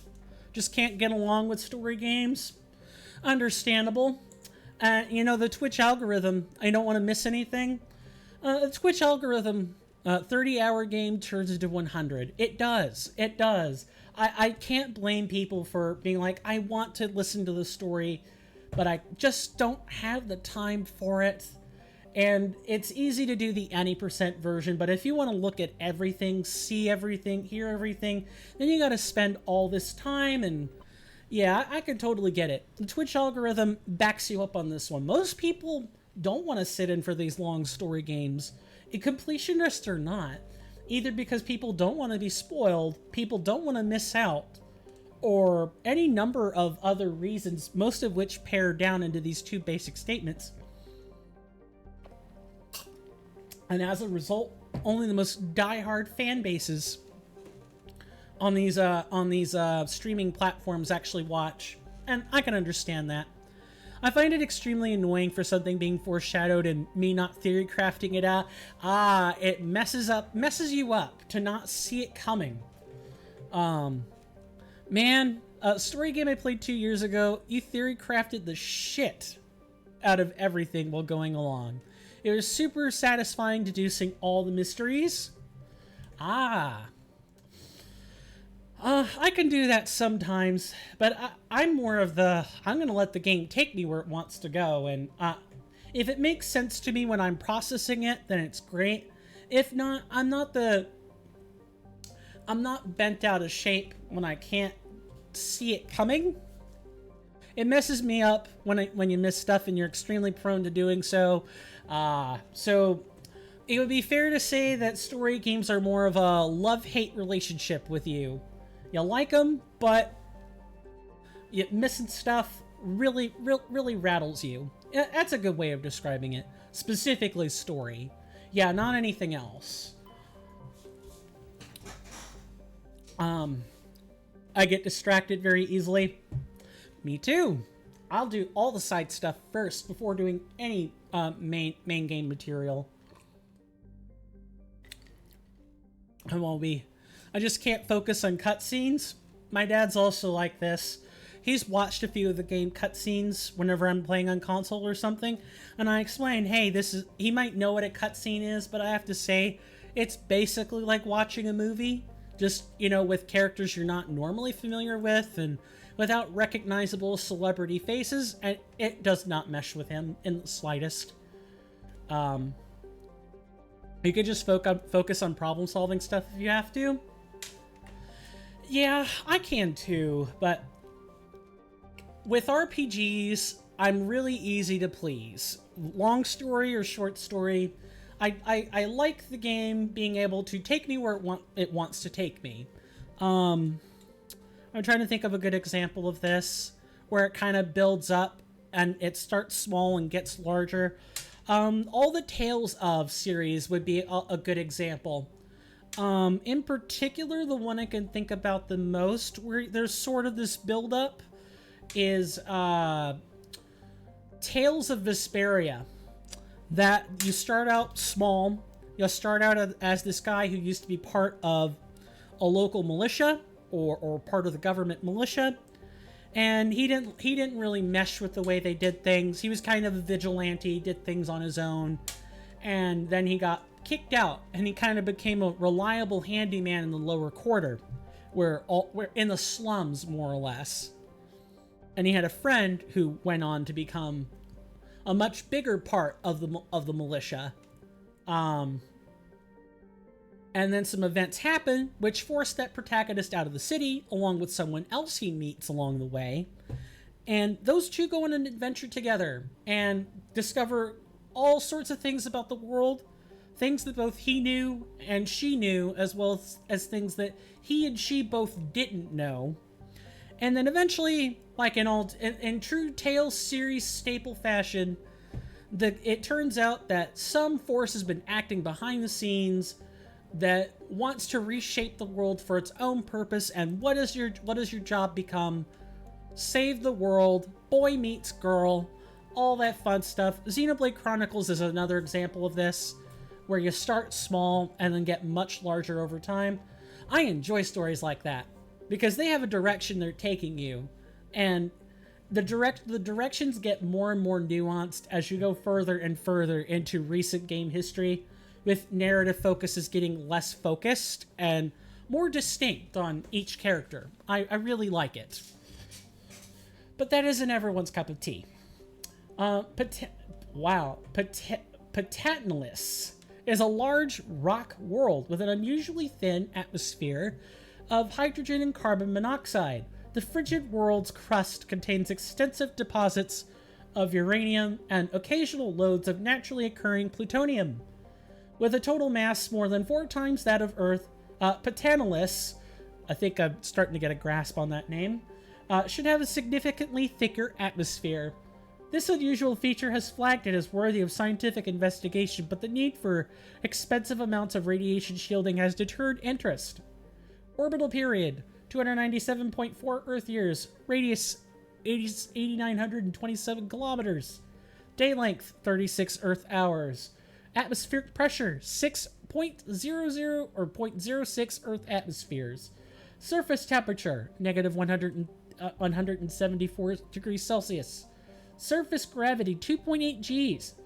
You're heavy. Everything is. Survey says, a large deposit of beryllium. Yes, for those who are like coming in at like the halfway into the hour, I'm kind of like gaming to be toward the first person who's read all these planet statistics and put them on air. I've read a lot of playthroughs where they just don't do that, or they do that in like a guide or like a showcase, but don't actually do it all the way through. I want to be the first. Farkrothu, and I can tell some of these names definitely went through the baby name generator. Absolutely. Or at the very least, they pulled them from very obscure sources if otherwise. Also, at about the 2.5 way mark, I want to thank everybody so far for hanging out, for participating in discussion. I want to thank people who are lurking in the background.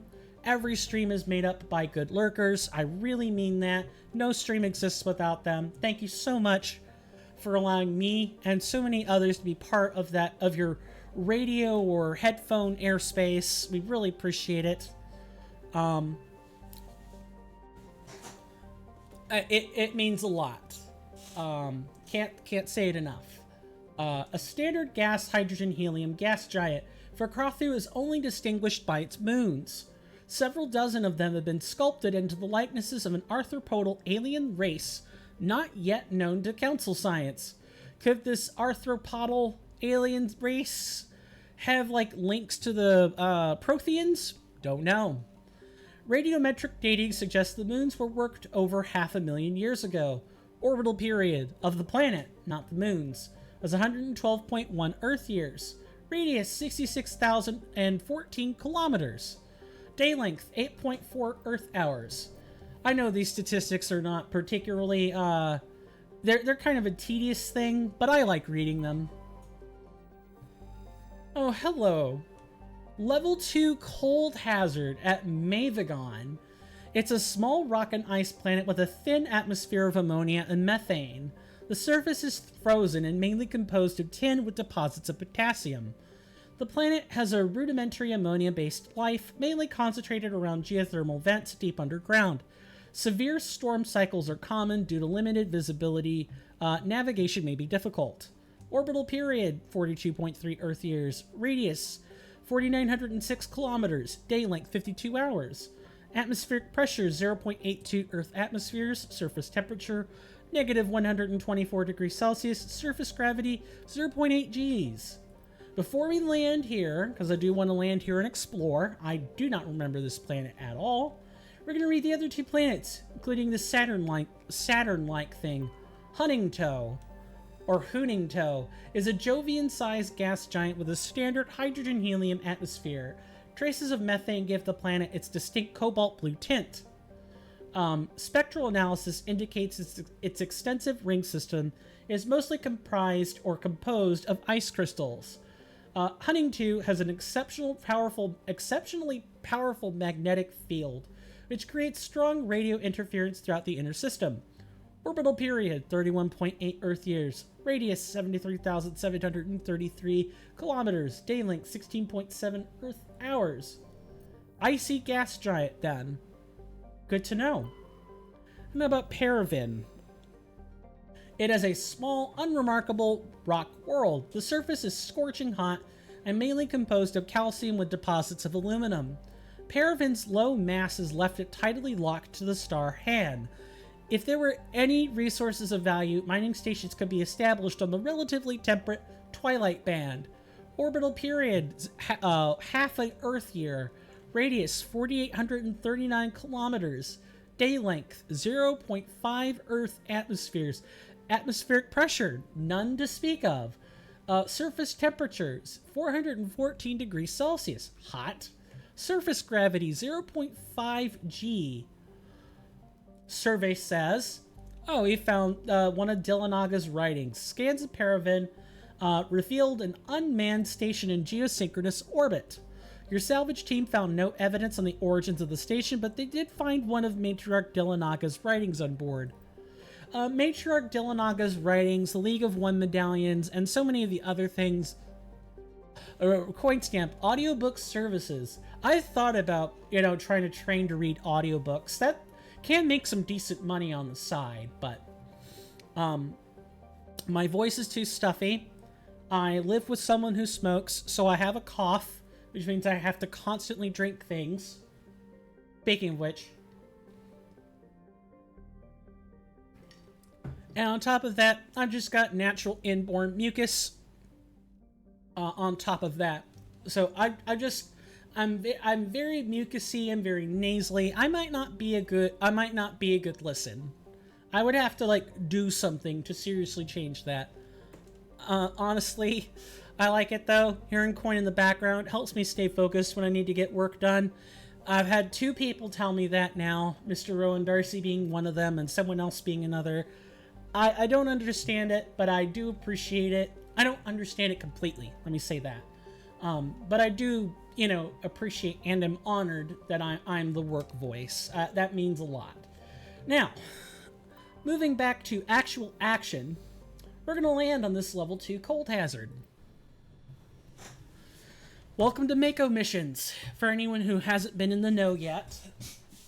Mako missions are the most notorious things in Mass Effect 1, we're going to take Caden and Garrus with us this time. On the Mako missions, it doesn't really matter unless you actually spend a good chunk of time on land, like off the Mako.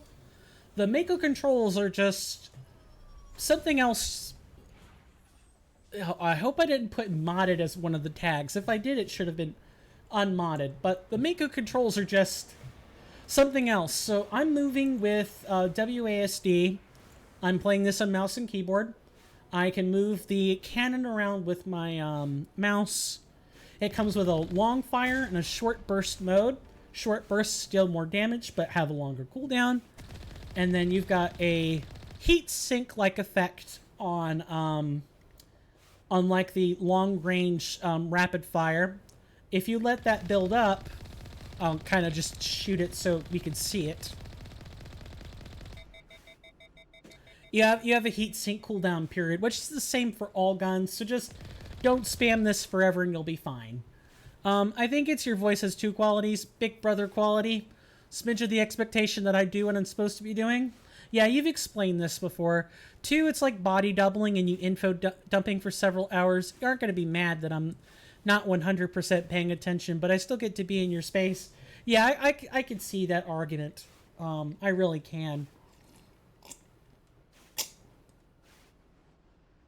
Maybe it's not so much that I don't understand, but it's a lot to, wrap my head around. It really is. It's something that I can't quite describe. Maybe I'll get better at describing and actually say it, but I started playing a game Against the Storm. Personally, prefer to listen to music than listen to a stream, unless the topic is relevant. I get that. I totally get that. If a stream is going, like, off course, like, way off course, then I might tune out, too, but that's a bit rare. But also my watch habits are YouTube these days, and let me tell you, as someone who streams on Twitch, YouTube watch habits are bad. They are very bad.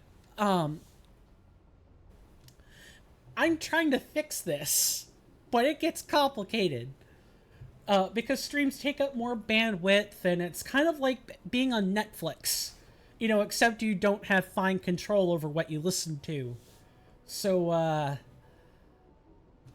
it's just not a good deal. I'm trying to fix it, because not good. You want to be networking, and you can't network on your primary platform if your watch habits are on a different platform. It's hard. Mom says it's comforting to hear you in the background sometimes, since you and her don't talk super frequently. It's like the three of us are together again for a bit. I should fix that. I just don't often think about it. I really should be in the habit of texting more often. See, everyone has their flaws. I in no way tout that I'm perfect or anything, but I do my best not to overly show my flaws. It's not a good practice as a content creator, but everyone has them. And mine is infrequent communication. I've been a victim of that as well, and I've also caused it. It's not a problem, to be honest. You and her just aren't communicative people with family. As long as you two aren't upset or hurt by this, as far as I know, neither of us really are. This is fine. Very well. Good to know. So, first, I'll point out that one of the reasons the Mako controls are infamous is because here I am. My camera is pointed backwards. And you press W to go forward, like you normally would. But if you press W at this camera facing, you're going forward here as well. It's fine in a vacuum. It's a problem when you're trying to do 3 things at once, which is quite common in a Mako mission. So you're going forward, you turn around, and suddenly you're going back without meaning to. So you have to kind of create a system for yourself. Second thing is, it's easier to show than tell on this. If I want to go up a mountain, the easiest way to do it is to use the booster. The natural inclination is to jump. And the Mako can't jump, but it can hover. Watch what happens if I hover. It should make physical sense to those with a high degree of mathematical literacy, but this is what happens when you jump. You get set back a lot, and you fall down the hill. I need to dip out, but you need to get some food and meds of me. Enjoy the rest of the stream. Also, F that Mako jump. Don't worry, I don't have to actually do the Mako jump. I'm just demonstrating that we do have to worry about it. Yeah, enjoy your food, whatever you choose to ingest. Hopefully your meds get in you. Have a good rest of your day. And if I do see you again before that point, okay. And if not, also okay. Take care of yourself, Mr. Rowan Darcy. And with that, I'll see you later. So, first order of business in the Mako is to pick a point, a POI, and head to it. We're going to go over here to the debris. I think I may have accidentally ended up doing the mission we were trying to prolong, but that might be fine. And this is kind of what the veritable wasteland is like. The ambience is very quiet. Got it. And you can step out, but watch. We're in a level 2 hazard, right? See that gauge? It's at the bottom right next to the minimap radar. If we're out here for longer, or we let that gauge fill up, we die. Mission failure. Start over. It's the Mako missions, you either like them or you don't. Or, you know, you're like me and one of those rare people who are like, I don't really care one way or the other. I'm easy to please when it comes to game mechanics. Just don't make it outright obtuse without it being the expectation. Kind of like Dark Souls and Elden Ring. And people are like, why do you like those games? Those are so obnoxious. And I'm like, that's part of the clunk, and obfuscation's part of the charm. It's difficult, but you're told right away it'll be difficult. You were shown immediately that it's supposed to be difficult. And I'm fine with this. One stupid thing about Mass Effect, though, and I'm happy to agree with most folks, you have to survey a mineral by playing this. This is the decryption minigame. For decryption, it makes perfect sense. Or kind of makes perfect sense. For anything else, though, why are we playing a minigame for a mineral? That makes no sense, and this was the same problem that plagued the original. Why the heck does it plague the Legendary Edition, which is the second set of releases, by the way? You had all the original Mass Effects, plus Galaxy, technically is part of the trilogy, but Galaxy's kind of like a spin-off, focusing on an actual main character entirely, and not like a John or a Jane Shepard or anything like that. There was a trilogy release where it packaged just the 3 Mass Effects, and it didn't fix. This wasn't fixed in the trilogy port. Then came Legendary Edition with all the graphical markups and complete bug fixes, or mostly complete bug fixes, and you still have this darn minigame everywhere. And I do not understand why. However, one of the other reasons I want to show the Mako mission is we just got 3,500 credits and 65 experience for that. 3,500 credits is a lot. I mean, it's not that much in the hyperinflated economy, but dealing with it originally was a much bigger deal. So much so that the Mako missions were actually capped for a little while. In the original, they were worth half that amount. And all kills made using the Mako were also halved. It was interesting when this was released in like the early 2000s. Nope. Back here. There we go. Pretty easy stuff. You discovered several small artifacts. Among them is an identification tag belonging to Captain Stranaka, one of the Solarian soldiers charged with hunting down the League of One. I believe we are collecting ID tags. We have the League of One medallions, but I don't know if we're actually collecting that with that particular arrangement.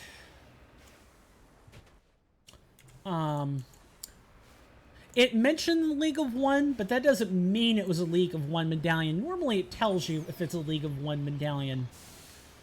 Normally. No! Oh god. Thankfully the Mako seems a lot harder to flip in Legendary Edition. What we refer to lovingly as LE1. In the original Mass Effect, the Mako could flip over really easily. And you'd have to get out of the Mako and unflip it. It was just bad. The Legendary Edition makes this tolerable, for the most part, but just be aware what the Mako's limitations are, and you'll have a fine time. Also, much to my siblings' chagrin, maybe make sure you wear your eyeglasses if you're going to be playing the Mako missions, because there's a lot of formless expanse, and you can't really use colors of things to tell places apart. You've got to actually, like, know it based on the map or point of interest.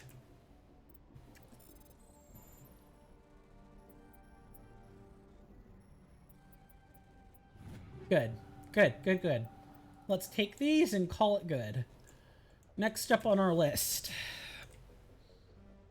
we have the Syndicate Hideout. Yeah, I thought that would probably be what would happen. Mako, I need you to be facing the right way right now. I'm going to love when we get to playing the chocolate playthrough of this. Oh, and that's going to be a different experience, by the way. For those who don't know about Mass Effect's morality system, you basically have Paragon and Renegade. Those are two different ways of acting towards the same set of NPCs. Paragon is your typical good guy. You do things because it is good to help people. And Renegade is more like personal self-interest above everything else.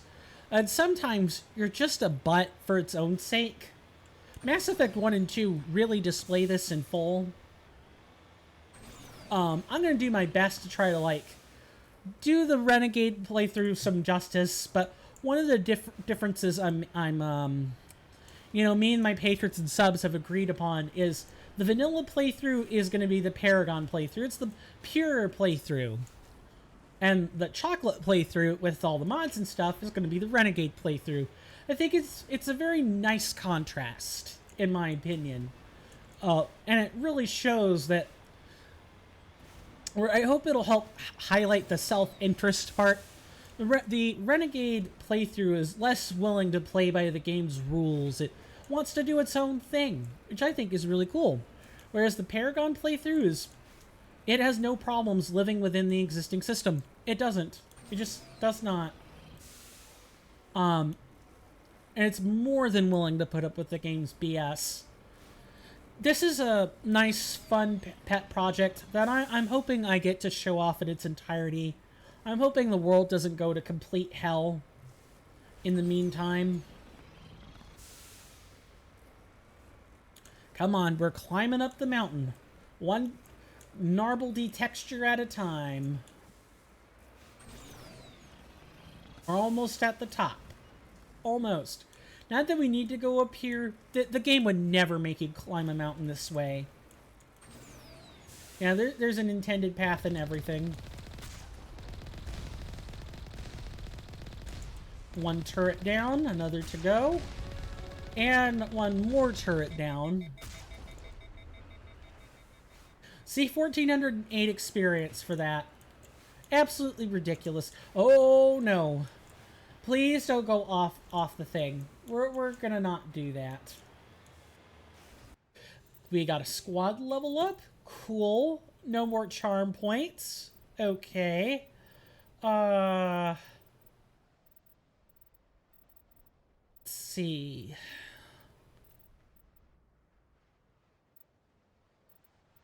What do we want to put our 4 points in? I'm not sure. Maybe let's put one toward advanced throw.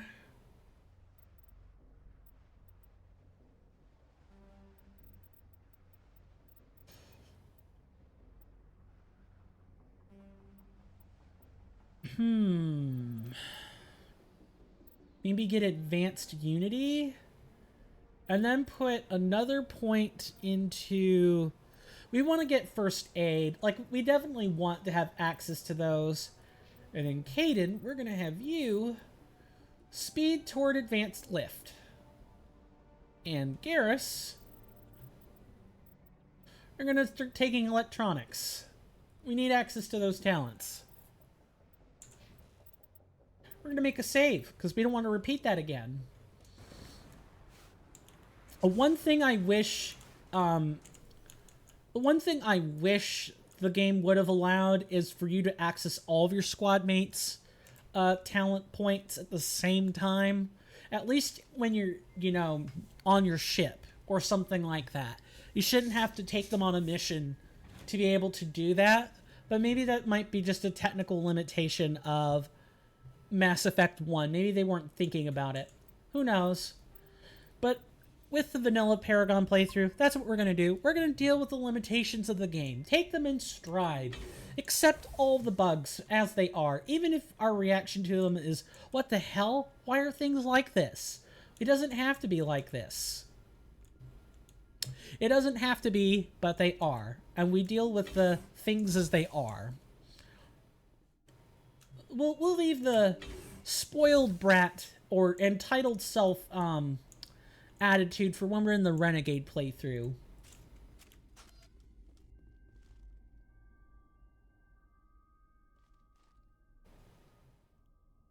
Okay. So I'm generally quiet during these, like, these firing sections.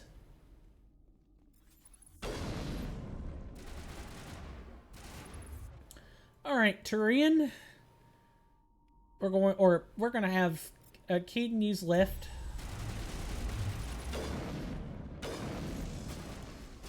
And then I'm gonna use lift at some point.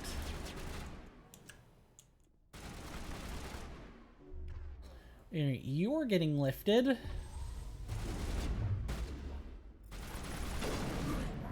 And you'll be dead real soon.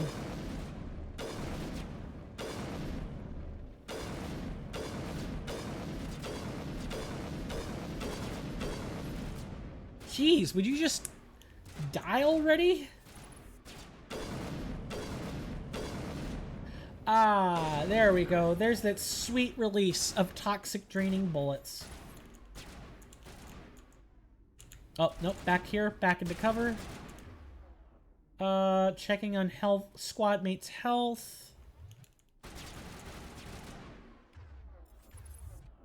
Right, you are getting a lift.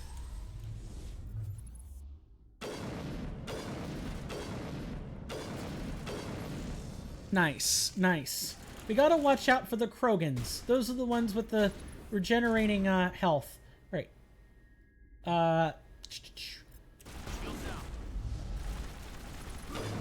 Thank you, Garrus.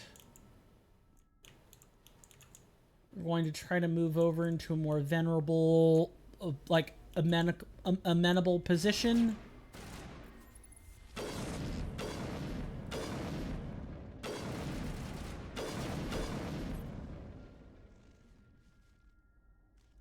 Well, we got the crime boss. Let's get his lackeys now.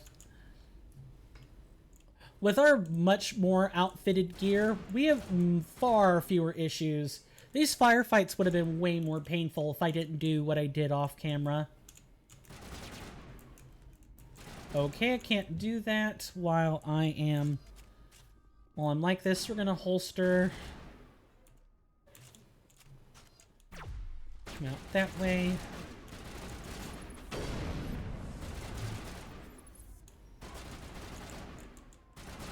Alright, Merc. You are getting a lift. And where's the last little pokey at? Gotta be somewhere around here. And you're getting lifted.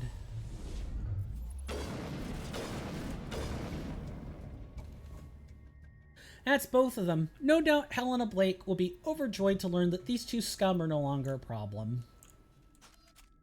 That should be everything. Now we're going to check the place for lootables and then get the hell out of here.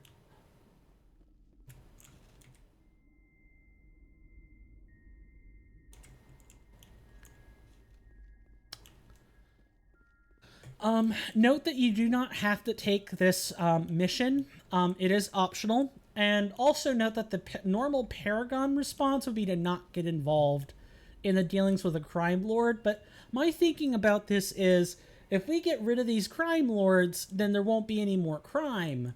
And, you know, as long as they aren't being used to ferret information about more serious crimes, then, you know, why have them around? Not good.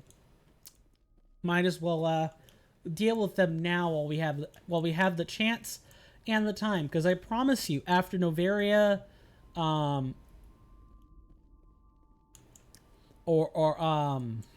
what's the other one? I'm already forgetting.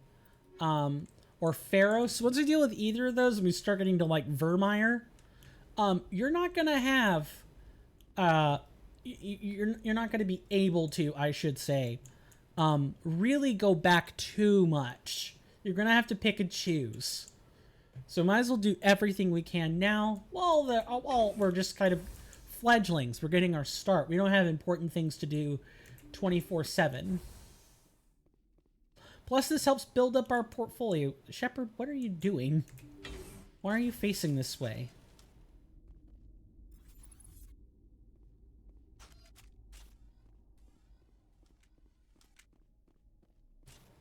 No, that's not. I'm not wanting to do that. What is going on? Why are you running like this? This isn't Michael Jackson. Or any some such thing. Moonwalking, but not backwards. I don't know. Oh, if only Roan were here to see that. I suppose I'll just have to take a highlight of it or something. If it's really that important. It probably isn't. Anything else in here? No other free goodies? No? Okay, what about the other room? Any lore nuggets in here? Secure crates, medical kits. Good stuff. Is it all just going to be loot? I mean, I'll take free spoils, but come on. Heavy armor, Ursa 4 and pistol Kessler 5. Okay. And then we have more armor upgrades. Okay, I think we're really getting to the crux of everything that's left over here. Believe that's... I don't think we can climb up on these. I'm willing to try, but most likely the answer to this question is no. We're good here. Okay, cool. So once we return to the outside, we can go back to the ship, and then I'll take a break. Last one for the day. When we return, we're gonna complete more missions. First we're going to return to the Citadel after we've explored this cluster, and then go talk to Miss Helena Blake about this. Assuming we haven't been used or anything like that happens, we'll return back to space and continue doing our good work. Because in the year of our Lord 2023, nobody else is doing this stuff. We're doing it. Return to the Normandy.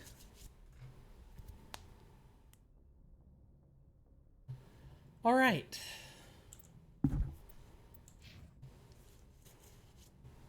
We're going to take a break.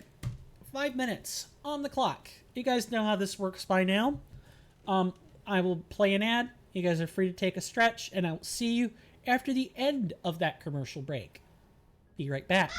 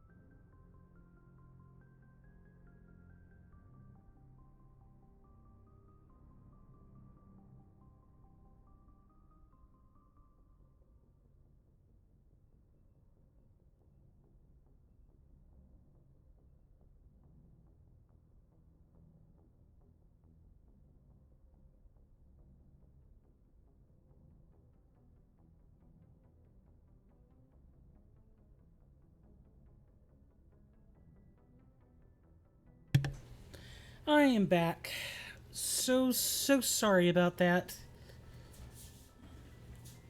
Hopefully everybody has enjoyed their breaks and the gameplay and the conversations that we've had so far. I really do appreciate everybody coming out and contributing one way or another, or otherwise just standing and partaking in it. I am not a Markiplier. I'm not a PewDiePie. I'm not even a Blame the Pain. I am none of these characters. I'm not. I'm not always the person who's going to bring the good vibes, and the word vibe has pretty much lost all its meaning since the day everybody started using it en masse. I'm not this person who's always going to bring you laughs. But here's what I am going to promise. I'm going to be that person who does his best to bring people up rather than put them down. I'm not going to be perfect. There will probably be points where I do put people down. That's when people have to call me out. Say, why did you do or say this? And you better have a darn good reason for it. I'm going to have to own my statements, whatever they are, and I have in the past. I don't foresee that changing anytime soon. Everyone also just happens to have a different word, a different meaning for owning the statement. And as I've discovered, it's pretty much not something that any one person gets to set or anything like that. We only have these two systems. Let's go back to the Citadel. Let's talk to Miss Blake and go from there. But I'm that person who wants to uplift people. But at the same time, uplift doesn't mean ignore the negative. Uplift doesn't mean we never discuss it. We never take the opportunity to analyze it. My goal with this channel is to find a good balance. And that balance may not be determined by me. It may be determined by all of you. Or a combination, or, just an algorithmic effect. Whatever that case may be, I want to find a good balance where we could talk about the things we like and don't like. We could talk about the things that make us happy and the things that make us sad. Because only that complete picture makes us human. Nothing else. Hello, Joker. Do you have anything new to say? Commander, something you need? I'd like to know my crew. Mind if I ask you a few questions? You top of my class in flight school? I earned that. I'm sorry, Joker. I didn't even know you mean, were sick. Okay, even with... Put the Normandy in my hands and I'll make her dance for you. Just don't ask me. How's the Normandy performing? She's the best ship. Balance isn't what you'd expect. The Normandy's probably too much ship for your average Alliance pilot, Commander. Oh, Seth Green. I have to go. Alright, see ya. Oh, Seth Green is an amazing voice actor. Who did we not take? I guess we haven't really used these two that much. Liara being like an exception to that, I guess. Equalizing interior pressure with exterior atmosphere. Logged. The commanding officer is assured. Teabagging never gets old, especially when it's done for completely random purposes. That just never... That always gets my attention. At least when I accidentally mash it. Numbers of the Krogan, Rex. I'm surprised that you are willing to fight and kill them. Anyone who fights us is either stupid or on Saren's payroll. Killing the latter is business. Killing the former is a favor to the universe. Wow. But not unexpected for a Krogan. Krogan are not known for having a peaceful, altruistic view of the world. As we've already discovered in the Codex entries today, they're very pragmatic and individually minded, and they're very much on even keel with the world. They understand the world isn't going to look upon them favorably. They're very short-lived, short-minded species, presumably because they can't breed really well. They can't replenish their populations really well, etc., etc.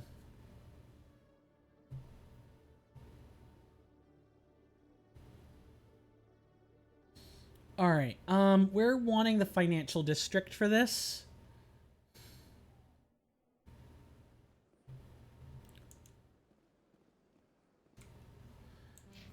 Where did we say she was going to be?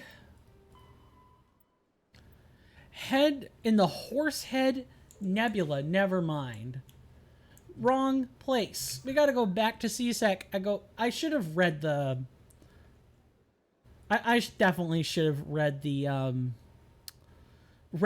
mission. Read your missions, folks. They tell you everything you need to know. Absolutely everything.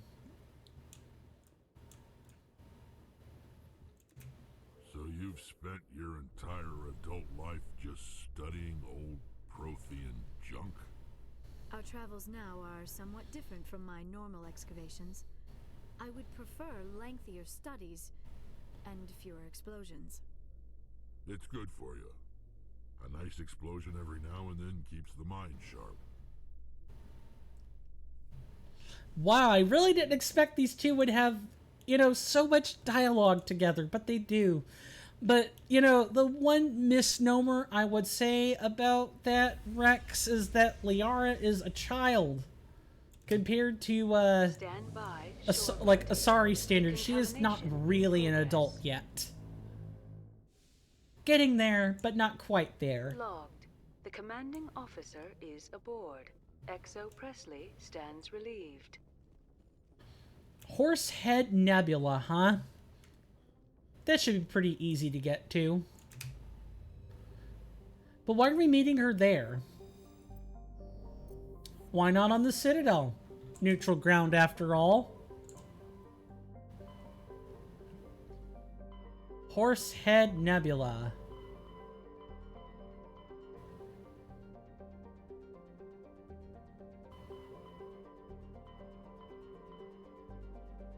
Oh, she wants us to go to Novaria? No. Okay, that quest gets put on hold until a little bit later.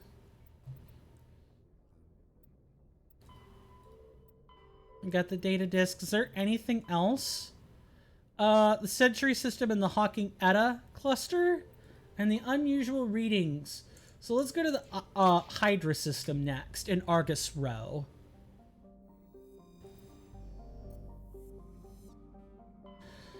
Oh, I do so find these screens fairly relaxing. We have two clusters, Phoenix and Hydra. Phoenix first. Phoenix right, Phoenix down.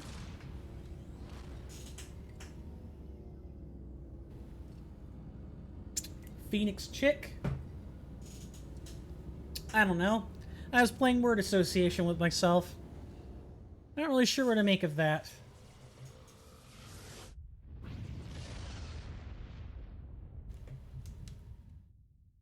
As a word of warning, I will just kind of remind people about this, but I've put it on Twitter once. I've put it on Discord about twice. I'm going to be taking a trip with my old man starting Saturday, so the last time I'll get to see you guys for a little bit is going to be this Friday on YouTube. If you want to talk to me there, it's going to be https://youtube.coms yes, / Swirling Vortex 09. Hold on about this. Oh, I couldn't get in the mic in time. So sorry about that. God, that hurt.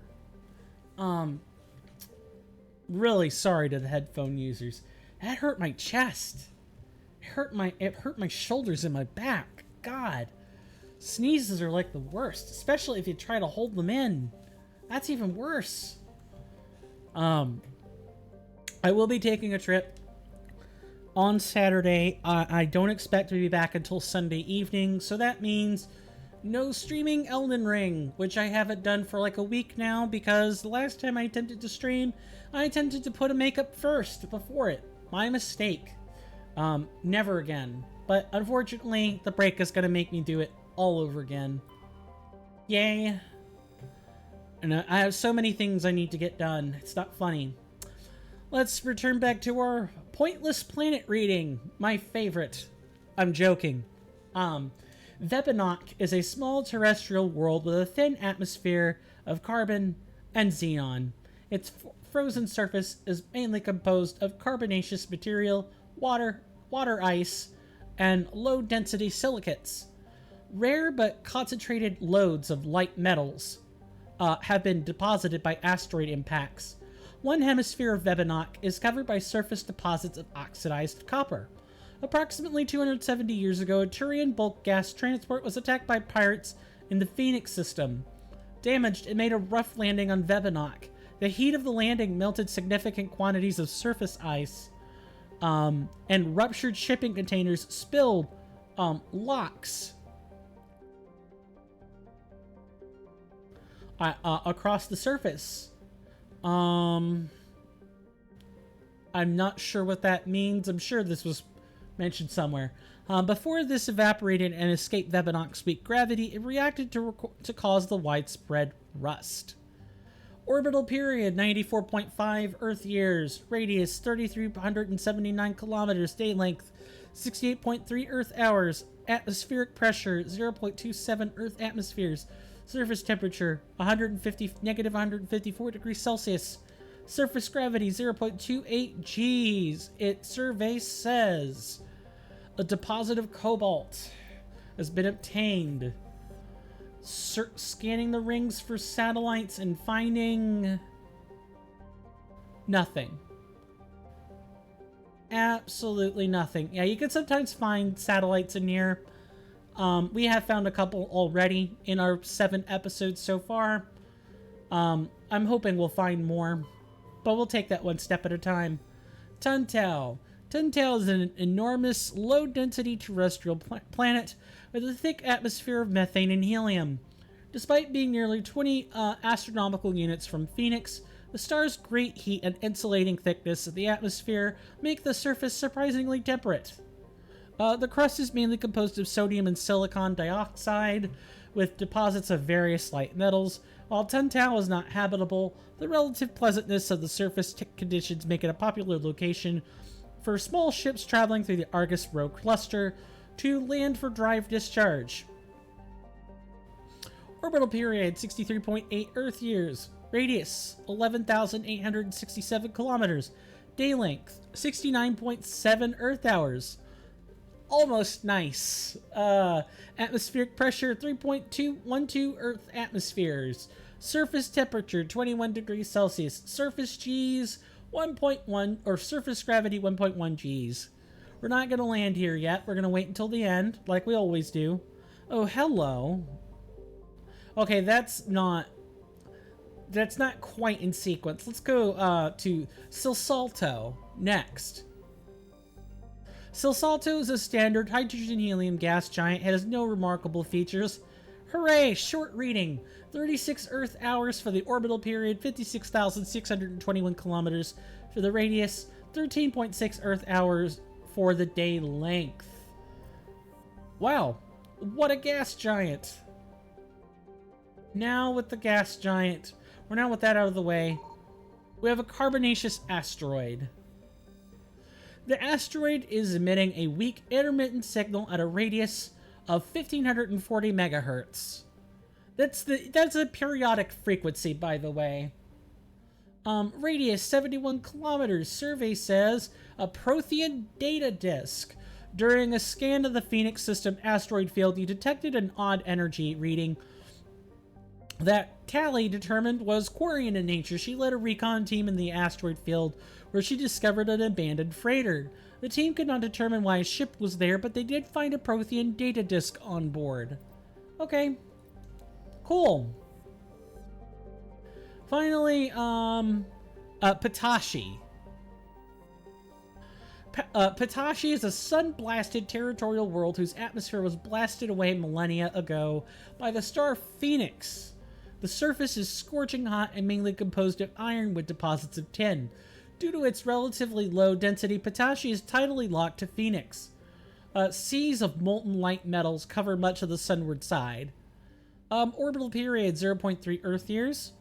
Radius 7,082 kilometers, day length of 0.3 Earth years, atmospheric pressure of 0.00 Earth atmospheres, surface temperature of 546 degrees Celsius, and a surface gravity of 0.75 Gs. Survey says we detect a deposit of samarium. Cool.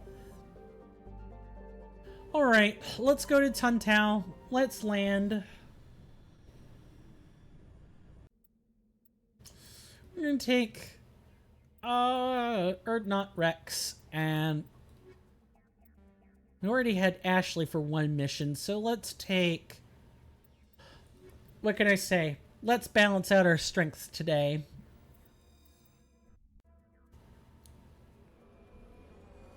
Mako time.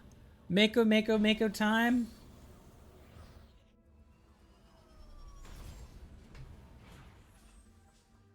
More frigid landscapes. We have the hidden structure, we have an anomaly, and some debris. Let's go for the anomaly first, and hopefully we'll find the mineral deposit somewhere along the way. One thing I will say is that BioWare is very good at making, you know, ravaged wastelands look like ravaged wastelands. It's a very high definition ravaged wasteland. You know who else is good at making ravaged wastelands? Bethesda. They're also good at making the absolutely most dismal places on Earth. Do you guys know about this little series called Fallout? Fallout is all about a disparate nuclear irradiated wasteland. And it looks god-awful. Green murky water, green large supermen with the strength of, like, you know, 10 men, capable of ripping and shredding apart people, raiders at every turn who are irradiated to high hell and back, ghouls that are seemingly formed from over-irradiated humans, and everyone else in between just looking to kind of exist. Oh, it's a great place if you're looking to shoot the shit, so to speak, with your fellow marksmen and getting ready to take out some ghouls, ghosties, raiders, and all other manner of creature. What do we have here? An Asari capsule. Is this going to be Matriarch Dillanaga's stuff? It better be. It's Asari. Yep, Matriarch Dillanaga's writings on this body. It's possible the writings came from the nearby ruins. Cool, cool, cool, cool, cool.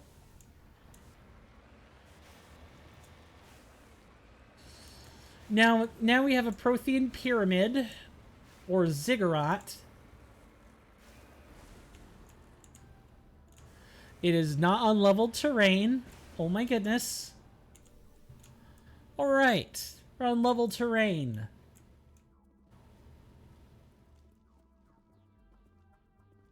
Okay. Unremarkable otherwise. You guys still occasionally see these. These are Prothean pyramids. They're like really early structures. Next up, we have the debris field. Hopefully somewhere along the way, we will find our mineral deposit. I really do hope that people are enjoying the gameplay. I am really not the best when it comes to these types of games. I'm awful at shooters. Even with a sniper rifle, I'm okay at best. When I'm under a lot of pressure fire, I kind of like lock up. I'm not sure what to do. I would make an awful combatant. Absolutely awful. I'm not the kind of person you want to be putting on a front line. I'm the person who's better at making backroom board decisions than anything else.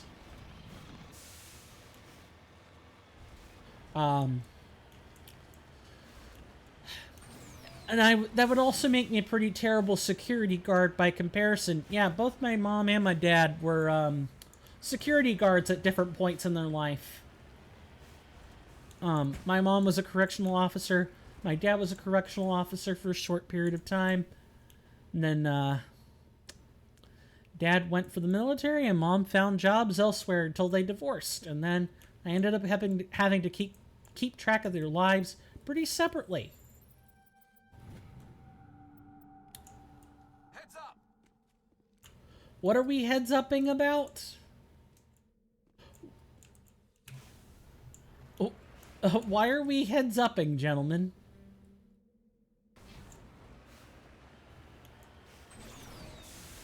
Okay, Garrus. Do I need to, like, put you, I don't know, in timeout? Why are we heads-upping? Sometimes you just have to take the false alarms for what they are, I guess.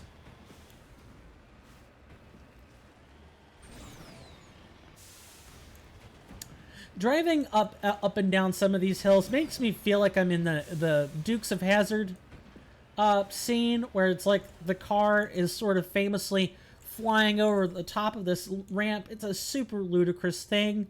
That scene has caused quite a number of car crashes from people attempting to recreate the scene on their own without supervision. And specifically, like, actual professional supervision. There we go. I wasn't in the interest of finding the gap. I was just gonna brute force that. It worked. And we have the hidden structure we gotta go find. Hidden, he says, knowing darn well it's actually marked as a POI. Sub-hidden structure, that is.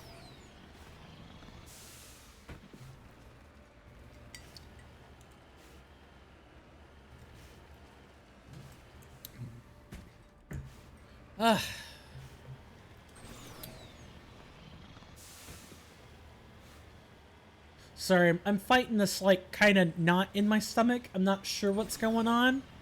So I'm just kind of, like, trying to lie low and maybe not talk quite so much. Maybe it's got to do with the coffee burps. I don't know yet.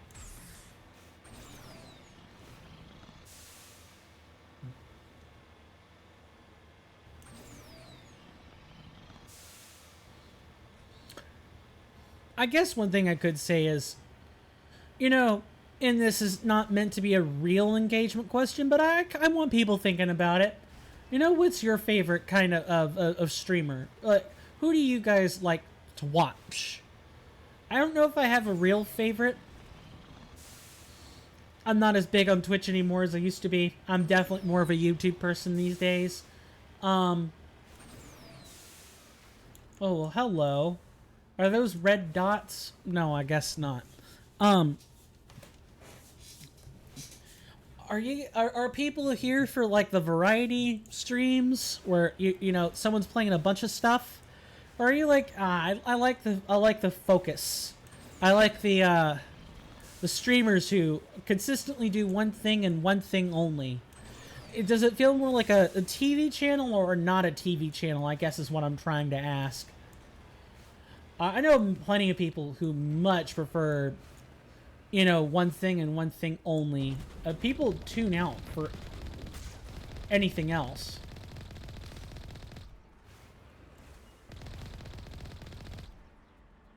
That it? That all of them? Think so.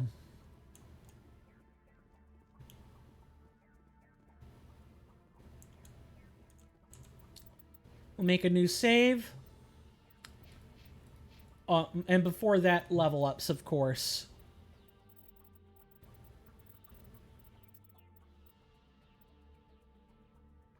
What do we do with you, Sir Krogan?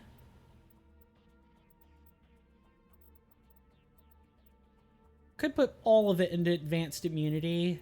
Probably should.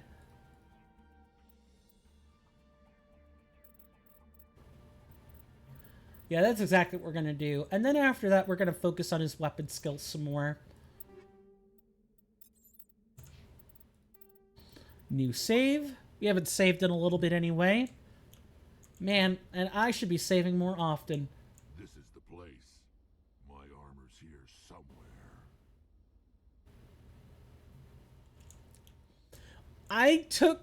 Okay, you want to know the funny part? Rex was a complete accidental pick. Complete accidental pick. And it somehow worked out. Oh my god.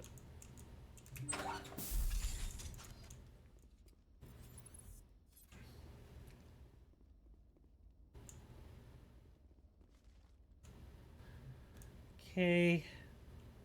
Gonna put a grenade. Nope. It's G, right? Here it comes.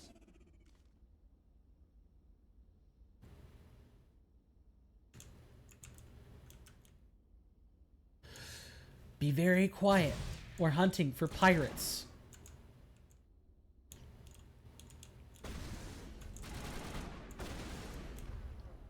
Alright, you're getting lifted.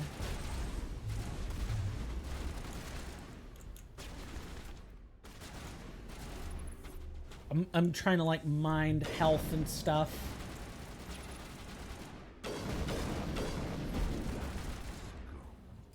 Let's finish him. Okay. Back off. Let's see. What else we're gonna do? We're gonna throw you, and we're going to sabotage.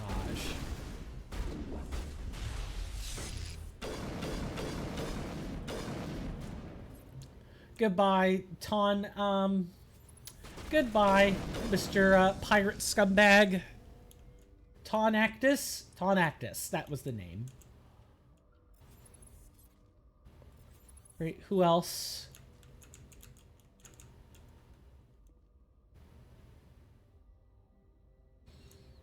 It's like they know I'm moving or something. Wow, how many headshots you gonna take, dude?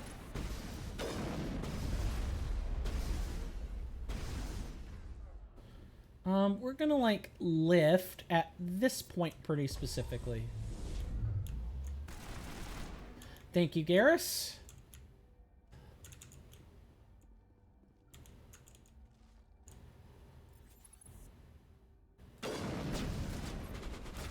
Alright, you are getting a sabotage to the face. Jammers online.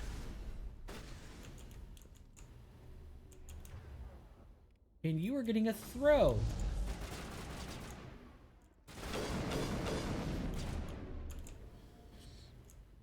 Sorry if I'm not talking as much. I would like to remain a little bit focused.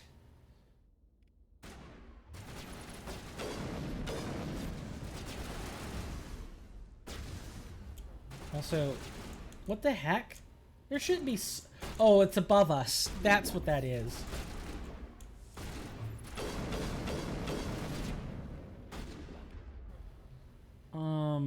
Eat a lift.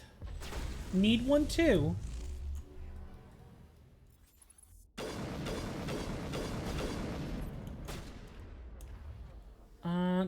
What's next?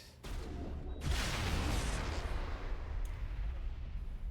case someone's taken health damage. Not good. You're good to go.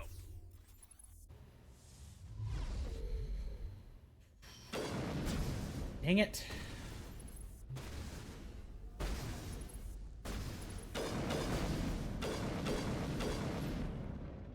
Well, at least we're pegging them with a shot here or there. And there should be one more. Or no, I think they're upstairs. Yeah, they're upstairs. That's what it is.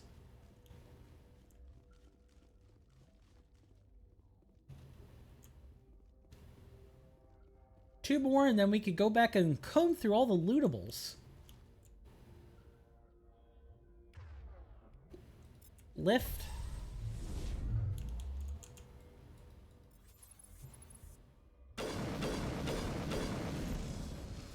That's one sniper. The other one is probably right here beyond this set of cover. You're getting a throw. And then sabotage and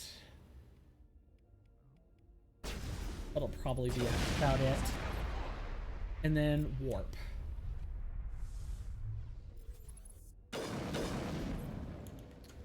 Good.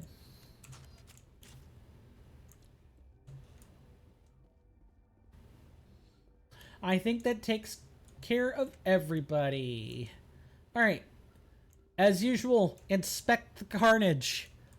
The old Krogan phrase of kill, loot, pillage. Before tomorrow we die. It will now be applied here. You know, except we did the killing part in service to something else way more noble. Retrieving what has been rightfully stolen. What has been stolen and making it rightfully someone's again. That original possessor's again. In this case, Erdnot Rex. I think that was an order of words that came out of my mouth, yes. And not much beyond that. Wow, is that really it? That's it? There's nothing else? Okay. Hopefully the side rooms contain content then.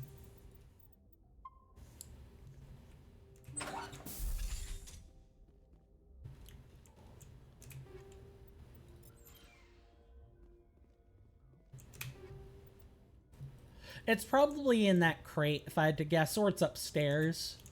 One of those two things is happening. Anything else? Nope, it's just the crate. Okay, let's begin.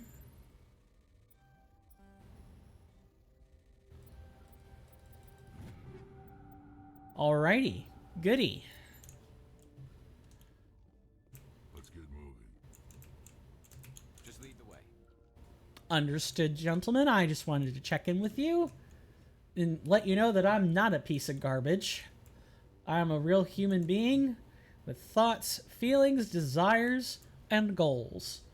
My goal in life, a goal into and of itself, is to meet all of them and not simply just exist. I wish to be. I wish to be something more than I am. More than a sum of myself. It's what everyone wants in life, really. Oh, a wetware kit. Cool.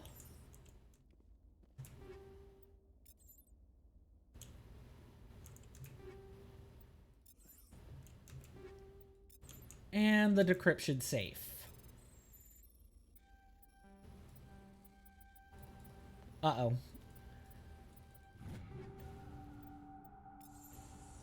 This is it. I can't believe my ancestors ever wore this piece of crap. But at least I've got it back. I'm glad we could help you get it back. I might just be starting to like you, Shepard.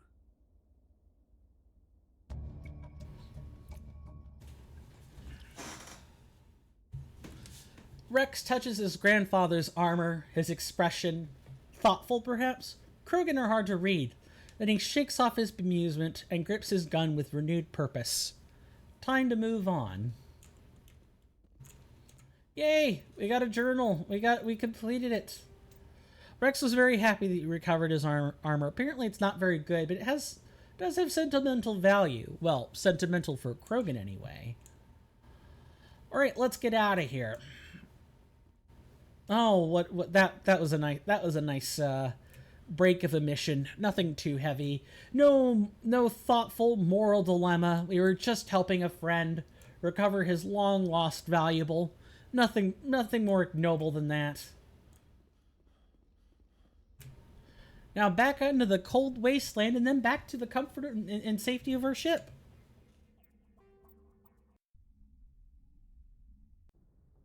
That feels good.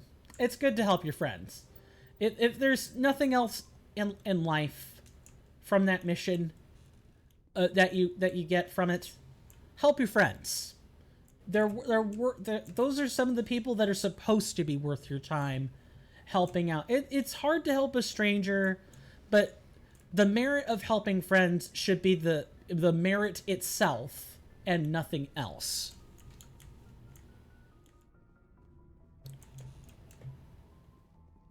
At least in my opinion. Some people need motivation, though. Some people are just pragmatic that way. Or materially motivated. Maybe that's the word I should use. Some people are just materially motivated that way. Hello, Rex. Gonna talk again? We've completed a mission. Shepard. So, you'd rather be a merc than help your people. I'm a fighter. It's what I do. Aren't you at all worried about what will happen to the Krogan? What the hell do you want me to do about it, Shepard? I'm tired of sticking my ass on the line and getting nothing for it. So you're just giving up on your people? I gave up on fighting for a lost cause. I'm not like you, Shepard. I'm no hero. Bottom line, killing for credits simplifies things. You ever think about helping your people? I try not to. But there's a lot of Krogan mercs out there. I'm always running into them. Half the time I'm being paid to kill them. But that's just part of the job. You don't get to pick who your enemies are. How long have you been a merc? Long enough. I took my first contract right after I left my home system. It's good work, but doesn't kill you. I get the feeling you enjoy your work. Sure. You get to see the galaxy on someone else's credits, and most days end with a good fight. I've tried more organized fighting, private armies and such, but it gets too messy. I fight best on my own, or in very small groups. I don't like people relying on me, and I bloody well don't like relying on them. You must have family other than your father. Don't you miss them? No. Now that I have my family's armor again, there's nothing left for me. Are your people really dying? We're sure not getting any stronger. We're too spread out. None of us are Lots injured, of species have left but they go to colony. We're not settlers, so we leave. Hire ourselves out. Ask the all I know, every Krogan is infected. Everyone. Why don't the Krogan try to find When was the last time you saw a Krogan scientist? You ask a Krogan, would he rather find... It's just who we are, Shepard. I can't change that. Nobody can. So long, Rex. Shepard. We're slowly gonna push him to be the leader that he's supposed to be, but it's gonna take a lot of time and a lot of needling out. It's gonna take a lot of needling out. Military doctrine for Krogans. Traditional Krogan tactics were built on attritional mass unit warfare. Equipped with cheap, rugged gear, troop formations were powerful but inflexible. Command and control was very centralized.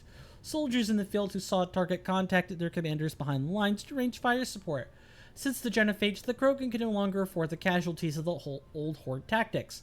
The Battle Masters are a match for any 10 soldiers of another species. To a Battle Master, killing is a science. They focus on developing a clean, brute force economy of motion that exploits their brutal strength to incapacitate enemies with a swift single blow of overwhelming power. This change of focus from mass unit warfare to maximal efficiency has increased employment demands in the fields of security and muscle for hire. Due to the unsavory reputation of the Krogan, most of these jobs are on the far side of the law. Battle Masters are not spit and polish, but they do believe in being well armed and equipped, preferably with a gun for each limb. They are callous and brutal, but methodical and disciplined. They use any means at their disposal to achieve their goals, no matter how reprehensible. Hostage-taking and genocide are acceptable means to ensure quiet occupation with few Krogan casualties.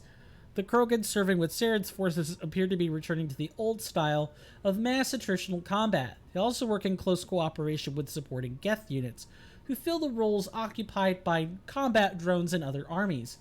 Biotics are rare among the Krogan. Those that exist are viewed with suspicion and fear. The Krogan see this aura of fear as a useful quality for an officer and often promote them. Combat drones and other high-tech equipment are likewise in short supply. And nothing further. Save again. We will reach 500 or 600 by the end of this playthrough. Guaranteed.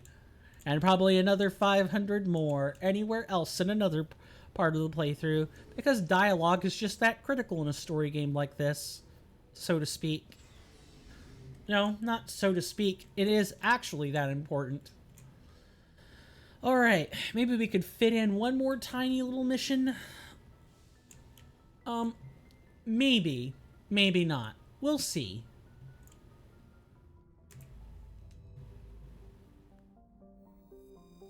We've gone to Tuntao.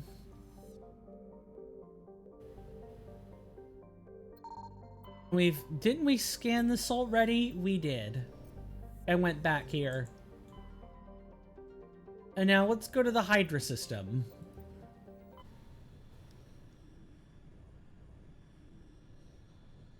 Wait, we found that on Phoenix? Weren't we supposed to find that in Hydra? Okay. Saiba is a standard Neptune-type gas giant. The upper cloud decks of hydrogen-helium atmosphere tinted a dramatic blue by traces of methane. Orbital period, 162.1 Earth years. Radius, 45,145 kilometers. Day length, 12.8 Earth hours. Survey. Scans from orbit have detected a large concentration of helium-3. Nice, we found a gas deposit. Next up, Canrum. Canrum is a small rocky world with a trace atmosphere of methane and krypton. Its surface is mainly composed of magnesium and silicates with deposits of carbon. Canrum was the site of the warlord Shiager's defeat by Turian peacekeeping forces during the Krogan rebellions. While this band was not especially powerful, Shiager was a female warlord and one of the few remaining fertile females at that. She had, through viciousness and cunning, parlayed her unique value into a position of power. Krogan males competed for the right to join her band and lie with her. When Shiager's death was announced, vengeful male Krogan admirers near and far swore blood oaths against the participating Turian crews. In the end, several thousand of the Turian participants were killed in open combat or through assassination. To this day, many Krogan proudly proclaim that they have the blood of Shiager, despite not knowing how truthful it is. Orbital period, 67.3 Earth years. Radius, 5,220 kilometers. Day length, 32.5 Earth hours. Atmospheric pressure, 0.07 Earth atmospheres. Surface temperature, negative 132 degrees Celsius. Surface gravity, 0.55 G. Survey says... A Turian insignia revealed dangerous... scans of the planet Canrum revealed dangerous levels of radiation coming from orbit. Chief Engineer Adams conducted further scans and discovered the remains of an ancient warhead marked with the Parthia colony's insignia. Cool. Next up, we have Thayar. It is a large gas giant with traces of chlorine and sodium in its atmosphere. It also has a significant amount of water vapor in the clouds of its upper atmosphere. Thayar was struck by an asteroid with at least 12 kilometers in diameter within the last 100 years. The superheating caused by the impactor's atmospheric passage created a large bank of vicious storms along the equatorial band. Orbital period, 12.8 Earth years. Radius, 60,774 kilometers. Day length, 11.8 Earth hours.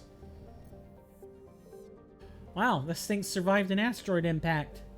And then proceeded to get stormy. Nice. Message coming in. Patching it through. General distress call from the Sacred Angel Medical Transport. Critical system failure. Losing power. Emergency landing. Argos. Communications failing. Life support and emergency transponder. Won't last. Please hurry. Warning, level 2 heat hazard.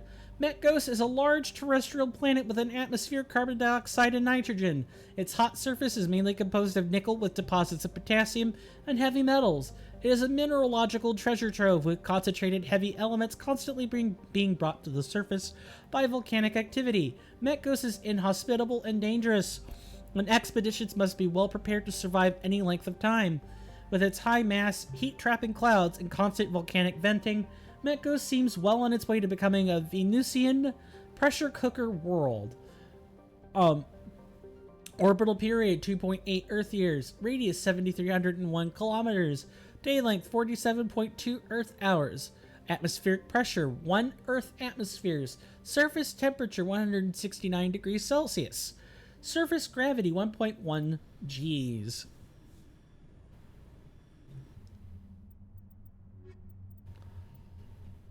Okay, ladies.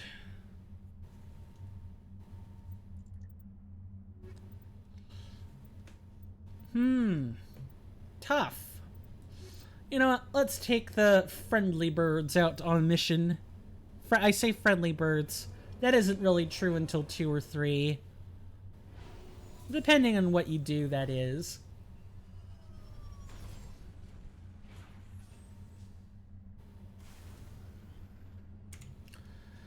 Let's see. We have the anomaly. We have the transponder signal. And we have the debris. Let's go for the anomaly. Actually, it would be more fitting to actually do the main mission first. This might be time sensitive as well. It's probably just best to get it out of the way. However, in case it's not, in case, you know, we get ported off the planet immediately, we are going to make a, now that I know, let's do this mineral survey and then quickly try to do this other mission, then explore the rest of the planet. I don't do this sort of thing often. I tend to like to explore planets first, but Mass Effect does have time-sensitive missions. You do have to be somewhat careful. Yes, I know. Level ground and all that.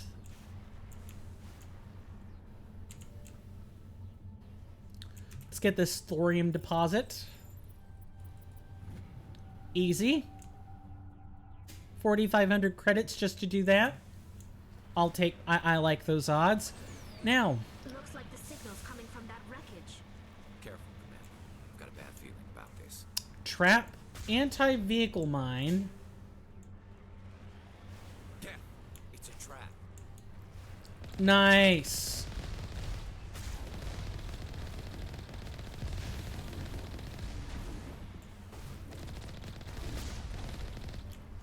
Gotta keep moving, though, if we want to avoid, like, huge Geth artillery. Oh, this is where the game really starts revving it up. And if we had actually run over that vehicle mine, that would have been a huge problem.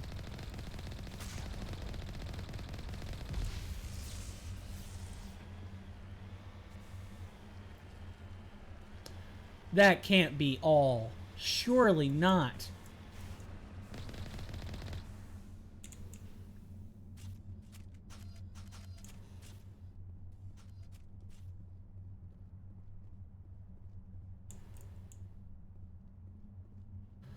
Okay, this was just a straight up anti-vehicle mine. Got it. Got it. Good. I guess now let's go to the anomaly. And then we could go to the debris field and we should be good to go. I would repair that damage on the Mako, but honestly it's not worth the Omnigel to do it. It does cost Omnigel to do this. It's something the Mako tutorial told us right away. But it's something you kind of have to know by heart. It just costs a lot of Omnigel to do. This is not the first time that a distress signal has led to a trap. In fact, Mass Effect has like the funniest occurrences. Normally, like the distress signals are traps, or like it's almost a real 50-50. Where in other games they make it almost too obvious when it's an actual trap, and when it isn't. It's really strange.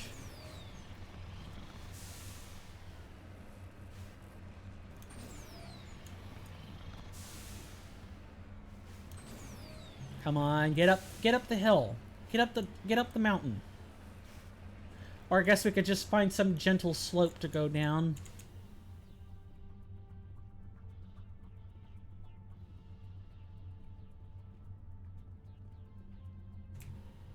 Why are we decrypting a Turian corpse? While searching the wreckage, you found a very old letter stamped with the Gothis colony insignia. Unfortunately, the text is indecipherable. Okay, I guess.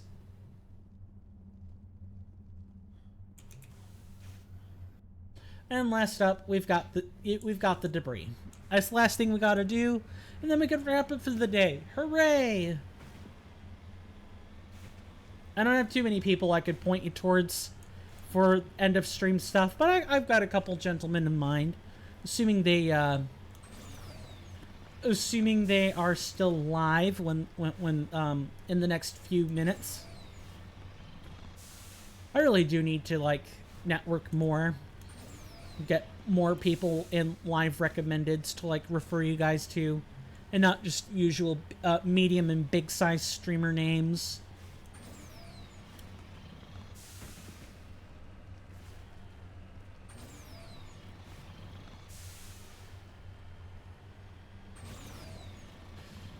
What do you think the debris field's gonna be? Is it gonna be a probe? A corpse? Something else? I think it's gonna be a probe this time. We've already had a corpse. Nice, we fell flat on our nose and took damage. I would say this is probably the debris field right here. What do we have? A crashed probe.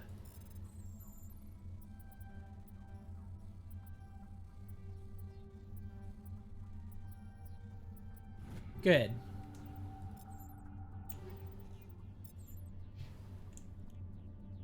That's everything. Okay. We've dug out all the hidden stuff. Let's return to the Normandy and then we can wrap up.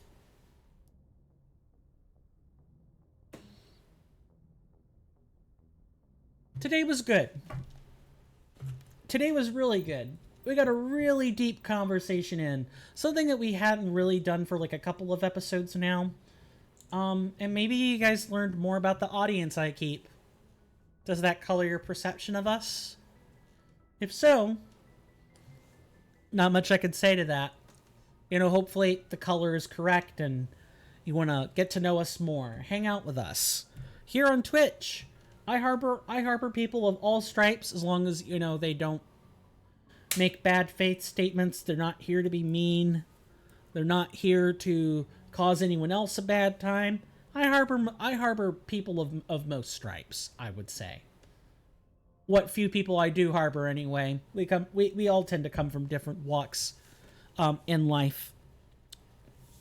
And again, as a reminder, we don't always talk about happy stuff in here. It's more about taking a journey together and getting to know each other rather than, you know, happy times. Even in someone like Blame the Pain TV, that's his screen name. Even him, he still has moments where he has deathly serious discussions. I paint him like he's this happy-go-lucky person. No, that's not really the case. He's just doing his best to keep everyone happy. Good vibes, so to speak. I really want to de-emphasize using that word because it doesn't mean anything.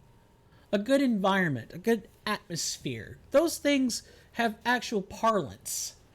You could point to their definition. Vibe is used so often that it doesn't have any parlance anymore. You can't really figure it out from context clues in the sentence. But that's what everyone's going to use, so I'm probably just some old fogey who doesn't know anything. Can't be helped. Old, he says. Anyway, that's not really doing a good job of wrapping up, is it? Next time on Mass Effect, we've got more missions to do. We've got a couple of different clusters left we could go investigate. We just have to make sure we're paying good attention to which ones we go to. We want to make sure Garrus gets to go on his special mission, and we don't just accidentally luck into it like we did with Rex. That's my bad. My responsibility. Next time you guys will see me will be Friday. And then, of course, as you guys already know, I've said it on camera multiple times. This will be my 10th time probably saying it. But Sunday, I will not be streaming. I will not be at my desk. I will be off with my dad, specifically visiting family. We're going to spend a couple of nights. Or about one night, really. And our intention is to get home sometime on Sunday evening. Unless something comes up. In which case you guys will be the first to know, provided I'm not in, a BFN. And I'll leave you guys to figure out what that N stands for. I promise it doesn't refer to any one country. Or anything like that. That's not even a place. You know what I mean. You guys will figure out what N is soon enough. And no, it's not racist or ableist either. Just to kind of get ahead of that. If you guys like this content, today was kind of good, but, we spent a lot of time talking and not playing the game, so understandably, there are a lot of people who probably just want to play the game, and in which case, I'm not going to advocate too strongly. But if you do like the content, the easiest ways you can show your appreciation of it is to leave a follow. Make sure your notifications are turned on, they're not suddenly put to sleep, and all that fun stuff. That way you don't miss the next time we stream, which will probably be Wednesday, now that I think on it. Considering the Sunday thing and everything. If you guys like the content more than that, or just want to support me in some direct way, and you want to get something out of it, I highly, highly, highly recommend you go check out, I suppose for Twitch it would be Coffee. That's the one I have set up. But you could also find me on Patreon. I'll get a link on that sooner rather than later. But Coffee and Patreon pretty much offer the same stuff. Go check out either one of those. Links to the Patreon or to the Coffee are on the About Me section. If you just want the Discord, $1 a month will get you exactly what you're looking for, along with the ability to see the exclusive Discord content. I stream every Monday on Discord. We're playing Divinity Original Sin Enhanced Edition. We have a great time here. We discuss a lot of stuff. It's really kind of relaxed. It's ad-free content. We take breaks, but you gotta pay for it. Etc., etc. The links will speak for themselves. Before I go for the night, got some shout-outs in order. And the only 2 shout-outs I can make currently, actually. As long as the Twitch page is still loaded. If you want to help someone with a cancer charity, I recommend checking out Lobos Jr. He's doing a Bloodborne thing today. He's streaming. Yep, it's part of the final subathon. If you want to help contribute to cancer, go check him out. It's a pretty nice time in there. If, however, you want a more focused playthrough, I highly recommend checking out a man named Squillakilla. He's something of a fitness advocate. He's working towards doing that stuff with a sponsorship by HelloFresh, along with some other stuff he's mentioned on stream before. Also, highly worth your time to check out. He is doing a hitless challenge run with all remembrances. That's the criteria where you kill all the bosses that have a remembrance, and anyone else that has to be killed along the way. It's kind of the equivalent of any %. That's pretty much what it is. Go check those 2 gentlemen out. They're worth your time. Just be aware, you're jumping into a big stream with lots of people in it. You may not get acknowledged immediately. You might have to, pay some bits in or something to get your message highlighted. Or, use channel points or something. most streamers have channel points that let you highlight your message as though you were a first-time viewer, etc., etc. I have that too. You can highlight your messages anytime for probably a similar value, maybe even less. Make sure I'm facing the camera, and it's probably gonna have to be tilted down due to how I've cut it. Yeah, I think that about does it. My name is Coin, or Swirling Vortex, or Steven. This has been another episode of Mass Effect Legendary Edition, Mass Effect 1, Episode 7. I will see you guys next time. You're welcome in my hallowed halls at any time. For pretty much any reason. Except those who troll in bad faith. And with that, take care of yourselves. I will see you guys later. Take care, and bye-bye.